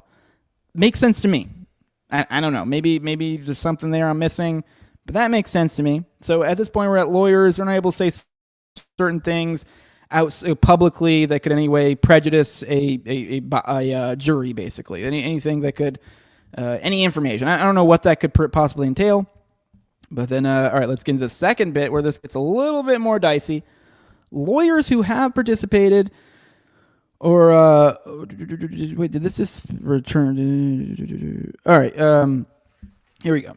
Lawyers who have participated, who are now participating, or who will yet participate in the investigation or litigation of this case shall not intentionally, knowingly, or recklessly permit a witness, investigator, consultant, staff member, or other member of the prosecution or defense team to make extrajudicial statements which, if made by the lawyer, would violate 3.6. To that end, lawyers participating in the investigation or litigation of this case shall inform all witnesses, investigators, consultants, staff members, or other members of the prosecution or defense teams about the prohibitions contained in this order. Okay, so now that paragraph, how I interpret that, they're saying lawyers who, and we already said that who have or now or will, so we've already, whatever. I mean, I don't really, who will is a little bit weird, whatever, because it's kind of, we're talking about hypothetical lawyers in the future, whatever.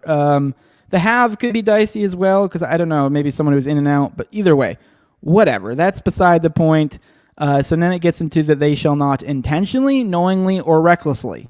They should not permit a witness. So now we're getting into what I think is maybe pretty ambiguous. What does it mean to intentionally, knowingly, or recklessly permit someone to do something? And so now essentially sounds like they're being held responsible to some degree for the actions of other individuals. I don't know if this is in any way customary for lawyers. Doesn't sound right to me. And now now they're essentially taking on responsibility now for witnesses, investigators, consultants, staff members, or other members of the prosecution or defense team.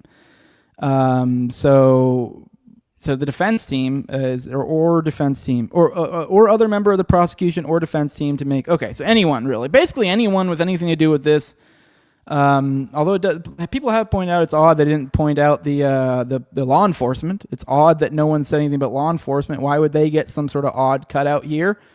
Anyways, to that end, lawyers participating in this investigation or litigation shall inform all witnesses, investigators, consultants, staff members, or other members of the prosecution or defense teams about the prohibitions contained in this order. So okay, so now it's on them to essentially brief anyone who comes on with them about this. This protection order applies to lawyers who are not participating in this investigation or litigation of this case, but who are associated with the Utah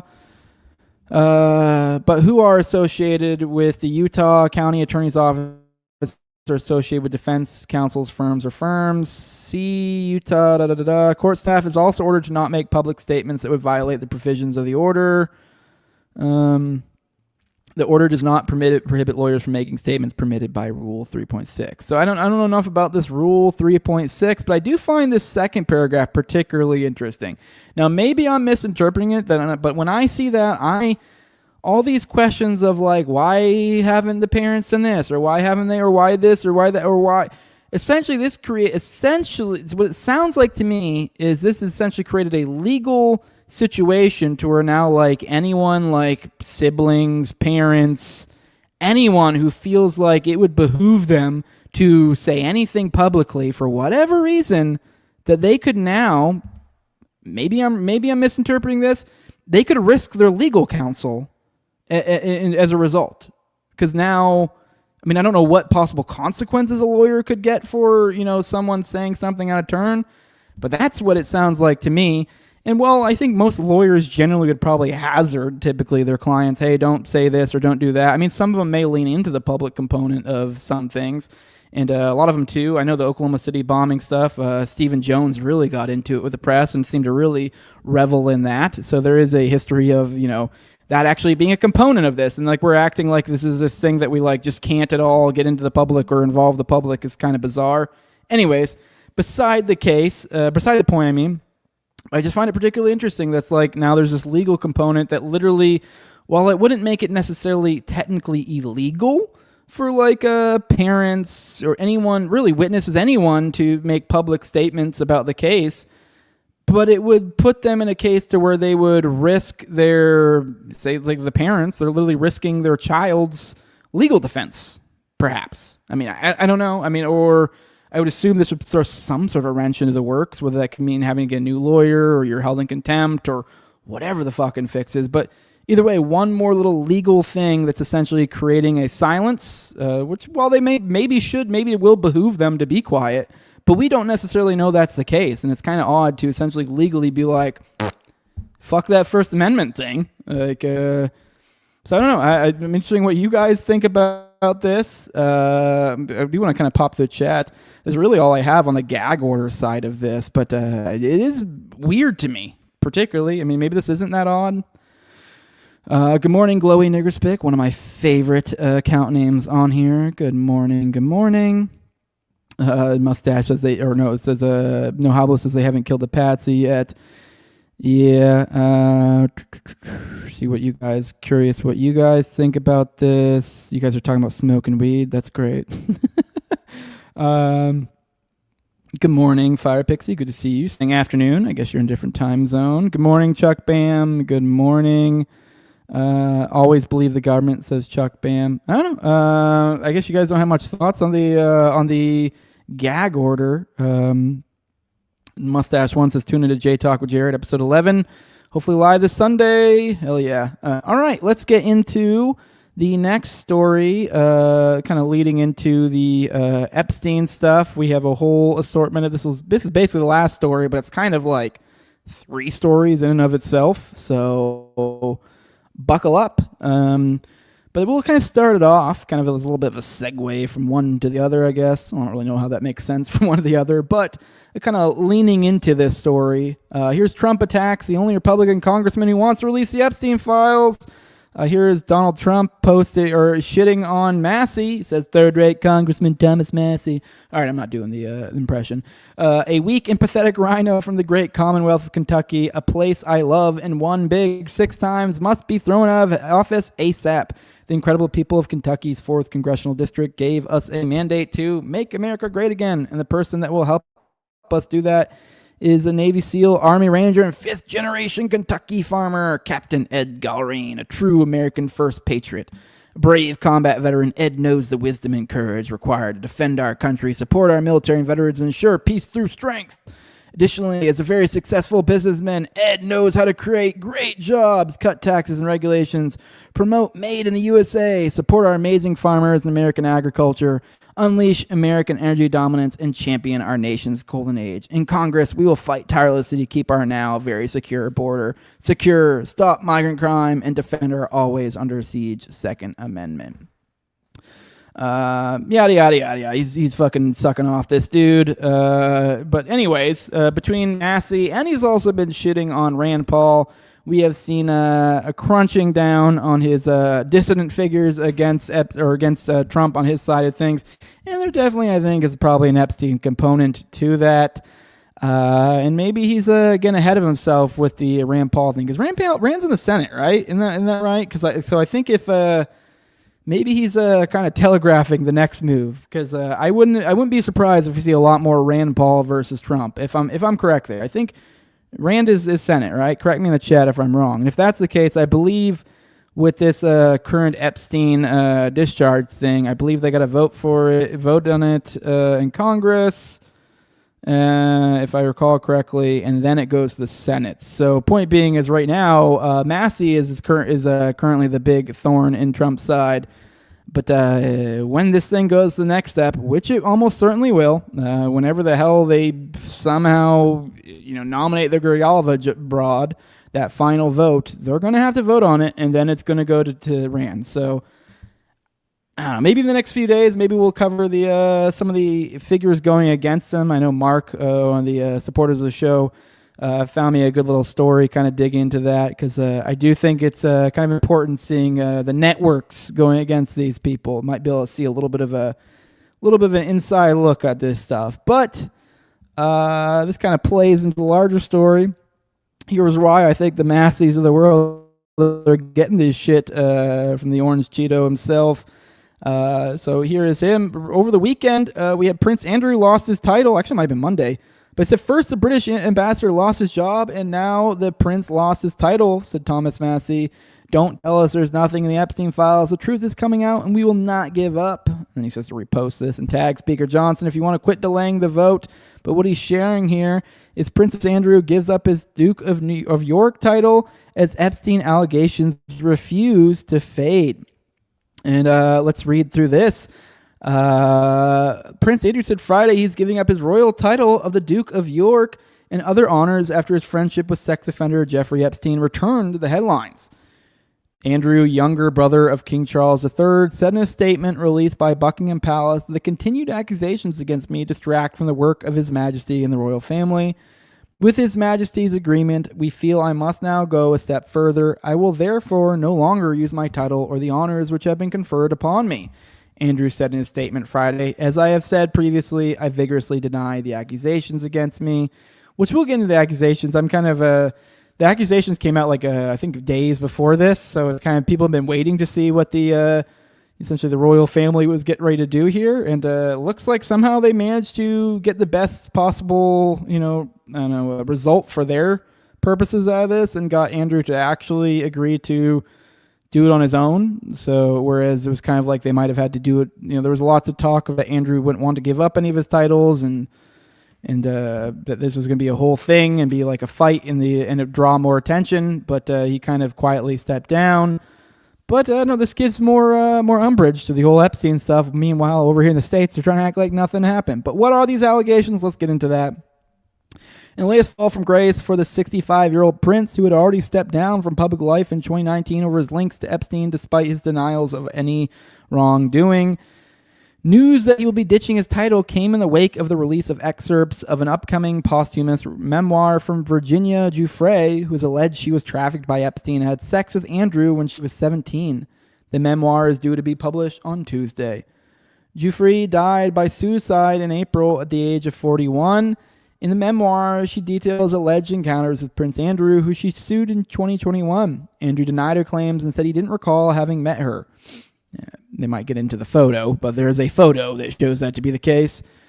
Andrew, once second in line to the British throne, has long been a source of tabloid fodder because of his links to Epstein, or other questionable characters and money woes. His attempt to refute Giuffre's allegations backfired during a November 2019 BBC interview. Viewers saw a prince who proffered curious rebuttals. This is the one I think I remember. He was profusely sweating. It was Anyway, such as disputing Giuffre's recollection of sweaty dancing by saying he was medically incapable of perspiring. Oh, that's where the sweaty thing came from, that he was saying that he was incapable of perspiring. Although I swear he was sweating in the interview. Maybe I'm wrong. And showing no empathy for the women who said Epstein abused them. Within days of the interview, Andrew stepped down from his royal duties. Giuffre sued him, and the case was settled in 2022 for an undisclosed sum. The statement filed in court said that the prince acknowledged Epstein was a sex trafficker and Giuffre was an established victim of abuse. Family repercussions, as well as no longer using the title of the Duke of York, a long-established title that was gifted to him by his mother, Queen Elizabeth II, at his wedding to Sarah Ferguson in 1986. Andrew will also give up other titles: Knight Grand Cross of the Royal Victorian Order and Royal Knight Companion of the Most Noble Order of the Garter. He will remain a prince, which he has been entitled to since birth. Andrew's ex-wife, Sarah Ferguson, will also no longer use the title of the Duchess of York. Their children, and Beatrice and Eugenie, will remain princesses. Andrew's chaotic marriage to Ferguson, widely known as Fergie, lasted a decade, though the two remain close, living together at a 30-room mansion near Windsor Castle. Ferguson herself has been embroiled in Epstein-related allegations. Last month, a number of charities severed ties with her after British newspapers sublimed an email that she reportedly wrote to Epstein describing him as a supreme friend. So it's him and his wife, or ex-wife, I guess, that he lives together with, which is weird. Andrew had been the poster boy of the royal family for many years, and his romantic links to a number of models and starlets during his youth was widely chronicled in the British press. His star status within the royal family was at its peak after he flew in multiple missions as a helicopter pilot in the Royal Navy during the 1982 Falklands War, when British forces sailed to the South Atlantic to reject the Argentine military that invaded the UK overseas territories. Andrew has long been criticized for his opulent, globe-trotting lifestyle. When he stopped being a working royal, Andrew lost his primary source of income. Questions have been raised since how he has funded his lifestyle, including the running of his Royal Lodge home. Earlier this year, court documents show his damaged reputation and need for money led him to become entangled with suspected Chinese spy, businessman Tangbo Yang, who was barred from the UK in 2023. Dominic Hampshire, a former senior aide to Andrew, told the Special Immigration Appeals Commission how he had arranged meetings between the prince and Yang in an effort to drum up some cash. While Andrew has said he had never discussed anything sensitive to the suspected spy, that he ceased contact with him as soon as concerns were raised, he retreated from view after the news emerged last December. I gotta say, this report's actually kind of lacking. I thought it would go more into the allegations, because I'm pretty sure there were emails. I think this might have been one of the not free press, but the, God, I feel awful. I mixed up the names. Drop Point. Yeah, this might be one of those like Drop Point stories, or those like emails that came out recently. No, I'm mixing him up with somebody else. Actually, I'm mixing him up now with the what's his face, I believe, was referring to the ambassador over there, who then later they found the emails that was like literally after the fact, him being like, oh yeah, no, like, oh, that was all that stuff publicly, that was just bullshit. Maybe that is Prince Andrew, but I'm surprised I didn't go more into that, because I don't think this necessarily has a ton to do with the memoir. I think there was something more specific that came out. My bad. I assumed that would be in the article. Maybe I'll have to come back with that tomorrow. I'll find the specifics, because I thought there was something that found that Prince Andrew was lying to the public about like his whole like. If I recall correctly, I think it gets into the whole like 2016 thing, because if I remember correctly, I think in that BBC interview they reference in there, that's where he kind of goes into like, oh, we weren't homies after that. We had a little talk, and we were like, oh, I can't be buddies with you anymore after this, because the whole pedophile thing. And I'm pretty sure maybe I'll check back in this with you guys tomorrow, maybe find something to back this up, or find the specifics on it. But I'm pretty sure that it was like then emails then came out that found that was bullshit. And then it tried to be this like thing of like, how do we even characterize emails? And it's like, yeah, I saw this. Actually, yeah, I'm right. I'm back to it. Yeah, I remember watching a Piers Morgan thing the other day, because there was some broad who's actually, I think, one of his like ex-girlfriends or some shit that was trying to run cover for him, and it was pretty pathetic. Pretty pathetic. He tried to be this like, oh well, emails aren't even really a close form of I don't know, personal communication, which is true, but I'm pretty sure if I remember correctly, I think the substance of the emails was more like, yeah, no, you're a piece of shit, and you were lying flagrantly to the public. We'll come back. Maybe we'll come back with that tomorrow. Also, on the Leon Black front, there's been more fallout there. New York Times published an investigation into it. Ken's posting about it here. Said revealing that he paid millions of dollars to Epstein victims and other women. New York Times also published emails in which Epstein aggressively pushed Black to pay him. In one email, Epstein called Black kids retarded, which kind of funny but not nice. So here you can see here in the report, discovered Mr. Black had paid millions of dollars to 8 women, according to the congressional note shared with the Times. At least 3 of these women were listed among Mr. Epstein's associates and victims in federal court filings. So not looking good for Leon Black, who's a frequently brought up name here, a billionaire, more following the money, and not looking good. But as if that wasn't enough, the piece de resistance here, the big one, the biggin, a well-known prime minister, although a lot of people have said had some shit to say about that. This is everyone's saying the well-known prime minister here, when the facts of the story basically confirm. From my understanding, we're about to go through together. I haven't read this, or I haven't gone through this yet. We're about to go through it together. So once again, maybe it's not revealing, but everyone's pretty much that I've seen online pointed out, like, why aren't you saying it's Ehud Barak? This is almost certainly Ehud Barak. Then I've seen other people, I guess journalists who I think were actually close to her, have said something along the lines of like, well, it was her wish. She left it vague or in a way because she's concerned about safety. I don't know. Whatever. I don't really fucking care. It's probably Ehud Barak we're talking about here, but just throwing that out before we get into it. But here is from the New York Post. Virginia Giuffre beaten, raped by well-known prime minister in attack that broke Epstein's spell, her memoir reveals. Now, this is one that I think is exclusively just a revelation from the memoirs. I didn't find it odd they were trying to connect the Prince Andrew one and almost making it sound like this was just a result of the memoirs. It almost seemed like the AP didn't really go into enough the stuff that like actually what brought up the scandal again, because that's a little bit more damning than just like, oh, some broad released a book.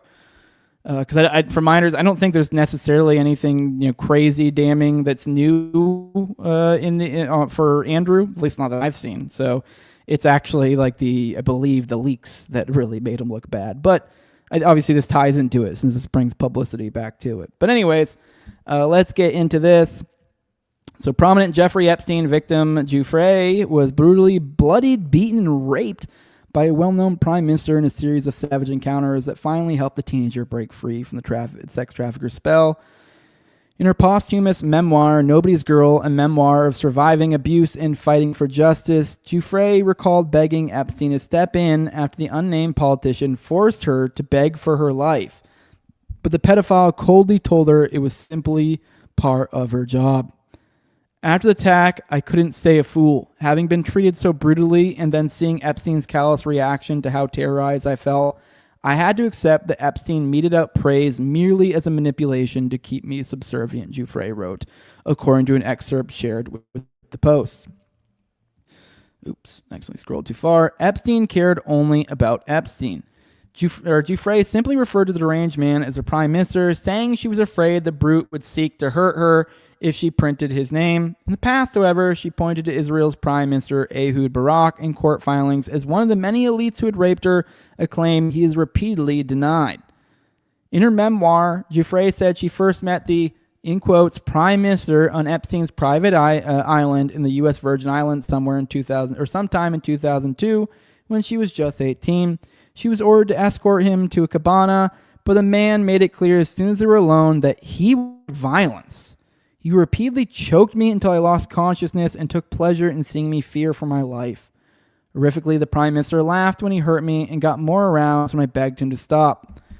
I emerged from the cabana, bleeding from my mouth, vagina, and anus. For days, it hurt to breathe and to swallow, Giuffre wrote. The politician had raped me more savagely than anyone had before. She immediately rushed to Epstein and begged him not to send her back to the Prime Minister. I got down on my knees and pleaded with him. I don't know if Epstein feared the man or if he owed him a favor, but he wouldn't make any promises, saying coldly of the politician's brutality. You'll get that sometimes, she continued. Sometime later, Epstein sent her back to the politician for a second encounter conducted entirely in a cabin aboard the Lolita Express. Although the experience was far less violent, Giuffre spent the entire hour in fear he would suddenly strike or choke her, she wrote. Giuffre admitted that before the violent experience, she had given Epstein the benefit of the doubt and believed he cared for the girls he sex trafficked.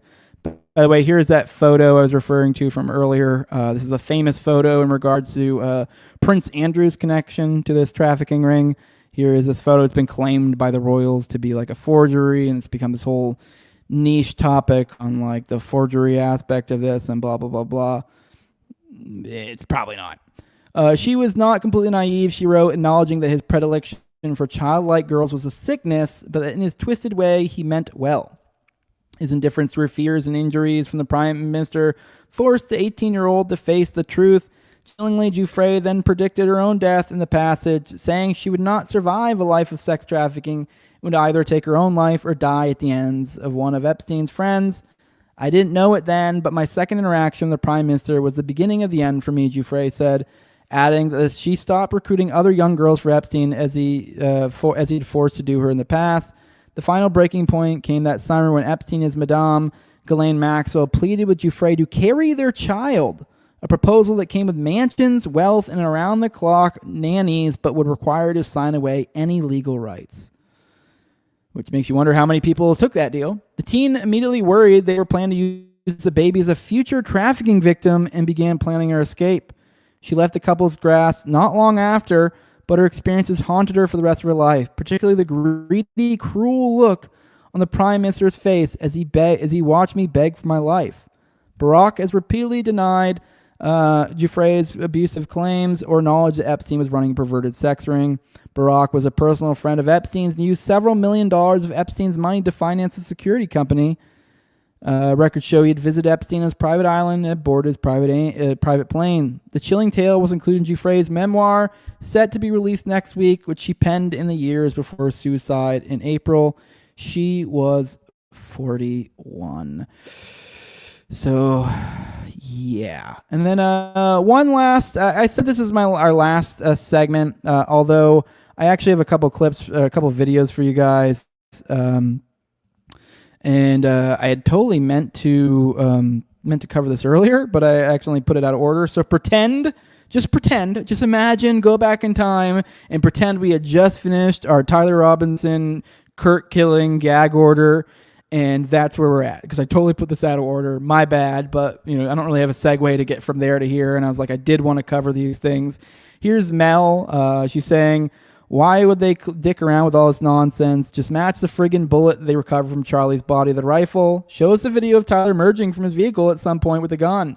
He was parked on campus the whole time. Like, this is not a lot to ask for, is what she's saying here. And what she's referring to here is this video from Mario Nafal with Stephen Gardner, who's been kind of like another figure, has kind of proposed himself as, I guess, like a friend of Kirk's, and it's kind of rose as like the forensic guy that a lot of people have been pointing to here. Who's kind of the one who, I guess, rose the top so far as awareness of people. But let's see what he has to say about this, what he's referring to. I think he's kind of talking about dust evidence and stuff, which reminds me a lot. I'm currently rereading through Program to Kill. It reminds me of all the footprint analyses and like and all the different crimes. And here's this perfectly preserved footprint or shoe print that showed up here, and there's no way this could be anything else. And some of the dubious CSI type stuff we get thrown at us in some of these more deep events. But let's watch this one together. Of course, the audio's out. Give me a second. One moment. Almost there. 1 second. Here we go. All right. Boom, boom, boom, boom. All right. Here you go. So from what I've read, they believe he put some portion of the gun together on the roof before he runs out and lays down. But as far as disassembling it and changing clothes and getting off the roof, I think that was bad information that has since been corrected. If he's running, so I try to, like, I watch a lot of movies, so I try to just think in terms of movies, right? Like, he probably lays down the towel, he lays down, he takes the shot, throws the gun, rolls it up, and he's gone. He's off and running within like 3 seconds. It takes him about 14 seconds from his position to jumping off the roof, and then he's gone into the wooded area. So one thing that forensic expert told me is, he said, Stephen, the dust on the rocks, because that roof is covered in like pebbles, rocks, right? He said that's going to have a unique signature. So it's going to be on his clothes, it's going to be on the gun, it's going to be on his shoes. So he said his shoes are a major part of this investigation. I thought, oh, that's really interesting. I didn't think about that. He said, they're going to have... All the P2K heads are fucking real, and I literally just called it out. All right, let's keep going. Dust on the tread. They're going to have soil from where he lays the gun. They're going to have the dust from when he lays down. There's no way to not get dust on your shoes if you lay down, right? So he said that's going to be a major part. His car is also going to be a major part of the trial. I said, why? He said, because he's going to sit down. There's going to be that dust. There's going to be soil samples. There's also going to be gun residue from taking a shot on his hands. Now he puts his hands on his steering wheel. So that car is a major part of the evidence as well. All right, all that's great and all. But by the way, this guy himself, the Stephen Gardner fella, literally just the other day, I think went and did like what a lot of these people have been doing. I think we even had our own Jacob, I think, did it. I don't know if he ever did it or if he ever got videos. I forget. Anyways, a lot of people can be showing up to Utah, the UVU, whatever, checking out the everything. He was one of those people there. He went to the rooftop, and one of the things he pointed out there was, hey, where this shot was supposedly taken from, like, hey, they can fucking... The security camera that we have is perfectly in view. There's nothing special about the spot here that would prevent, and this is something that's been pointed out before. I'm sure many people have heard this. If you look at that one video of him like jumping off the roof, one thing a lot of people didn't think about until days later is that, like, why is it that it just started with him already in movement? Why didn't you get the earlier part of that video? There's no reason that video shouldn't have shown him either breaking down a weapon, laying in prone, whatever. I mean, maybe, just maybe, something about the where he was positioned or whatever somehow could maybe obscure him in prone. I don't know, but it's pretty hard. All the other things, we just catch him in motion. I mean, at the very least, the video should have started with from the point of when he was obscured from vision, and then when he enters into vision, if there was some obscuring point in this. So, but then we have even more. Here's Now here's fucking old Pasobik here. Get into geofencing, and I'm kind of in the same position there. Oh, spooky fucking fag numbers say that it was a patsy. Oh, spooky fag numbers say it. Spooky faggy online numbers say things. So I guess the numbers, the online numbers, nobody can manipulate those. The nerd fag numbers say shit. So we got to go with them. Like that's what it feels like to me. But you guys know me. I'm a bit of a Luddite. But let's see what old glowy Pasobik has to say. You were telling us, though, about the cell phone tracking, that forensic cell phone tracking. And Gardner, this is a Gardner guy again, too. Geofencing data. We know the same exact method of tracking individuals was used in January 6th. They were tracking, did someone go onto the steps? Did they go in? Were they on the lawn? Where were they exactly? And we know that investigators using cell phone data can do this. What did you find regarding that data in this case?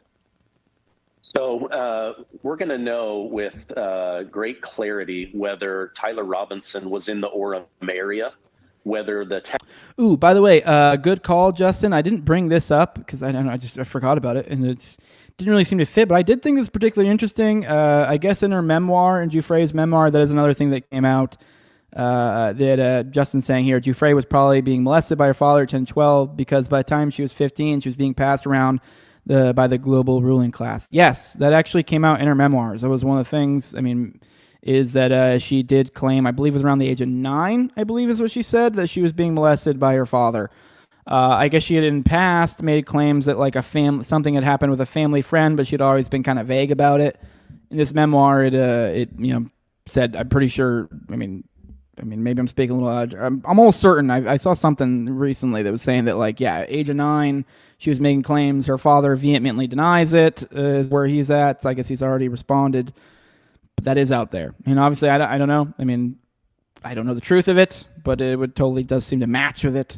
So, yeah, makes sense. But sorry, back to the video, guys. Text messages that many of us have questions about, whether those were sent from Orem to Lance Twigg. Was Lance Twigg in southern Utah, or was he also in Orem?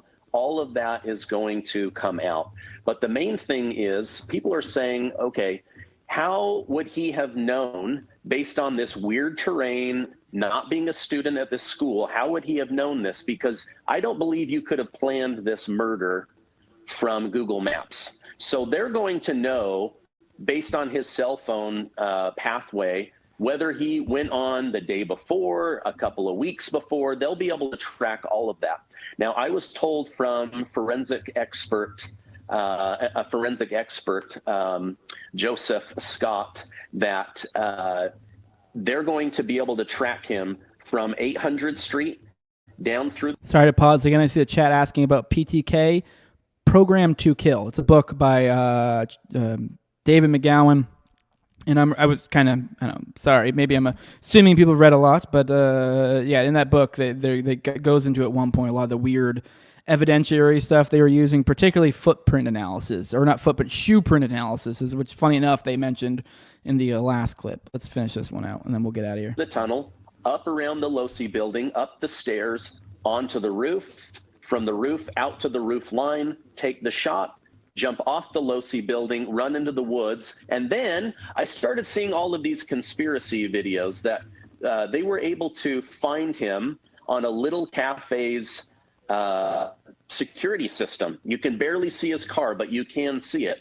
And you had all these conspiracy people saying, how does a guy kill Charlie Kirk and 20 minutes later he's in his car in a parking lot? That's not consistent with what a murderer would do. Well, you don't know how a murderer thinks, right? He might be sitting in that car amped up on adrenaline, but how did the cafe owner know that he was caught on his security camera? Because unless somebody breaks in, you don't just go review, 24 hours worth of video footage. It's because the FBI tracked him to that location. The next morning, 7:15 a.m., Cedar City Maverick gas station. How do they know it's him?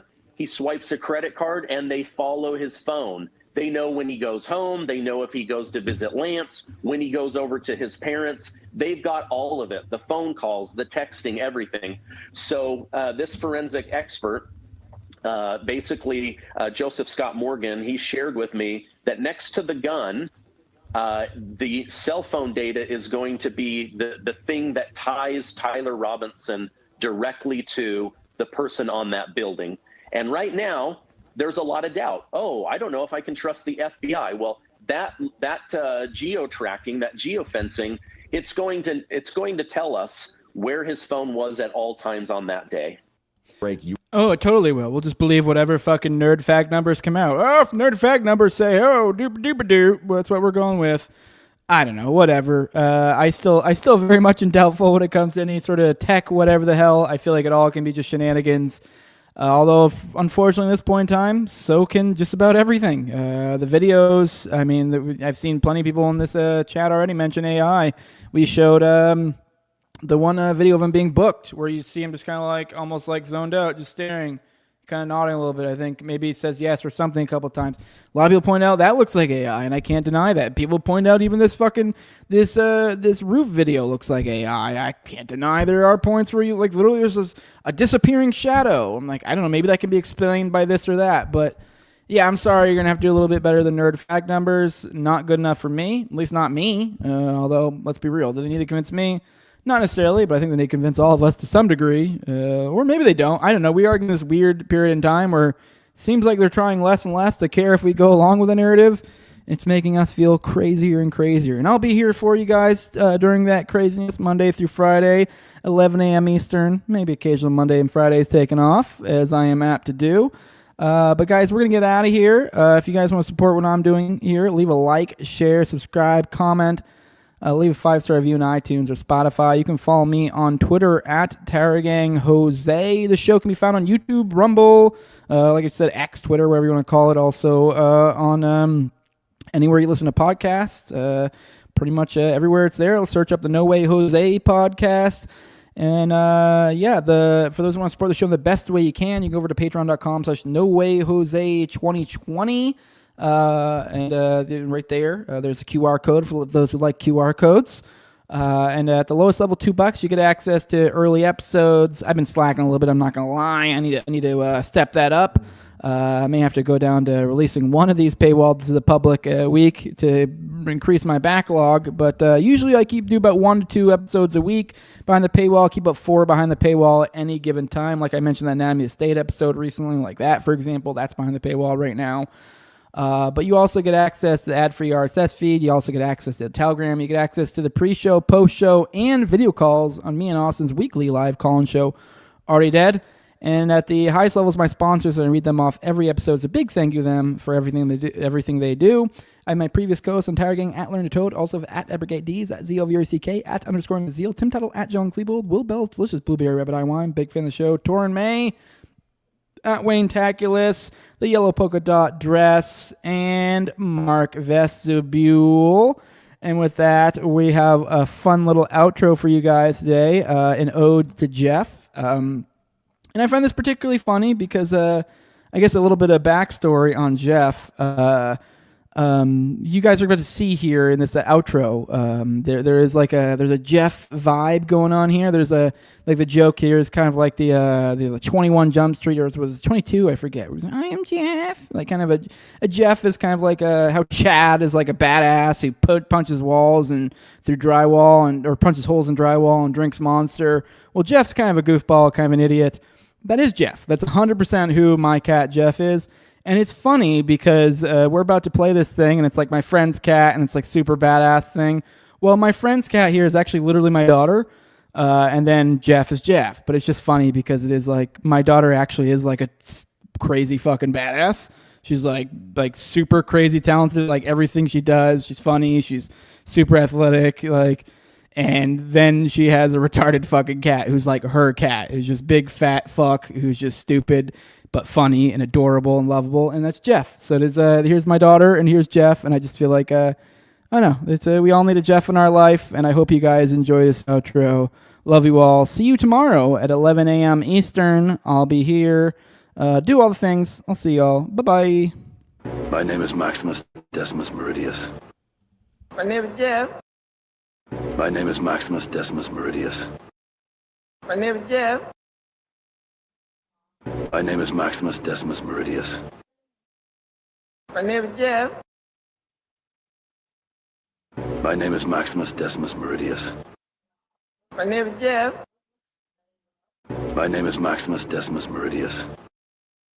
My name is Jeff.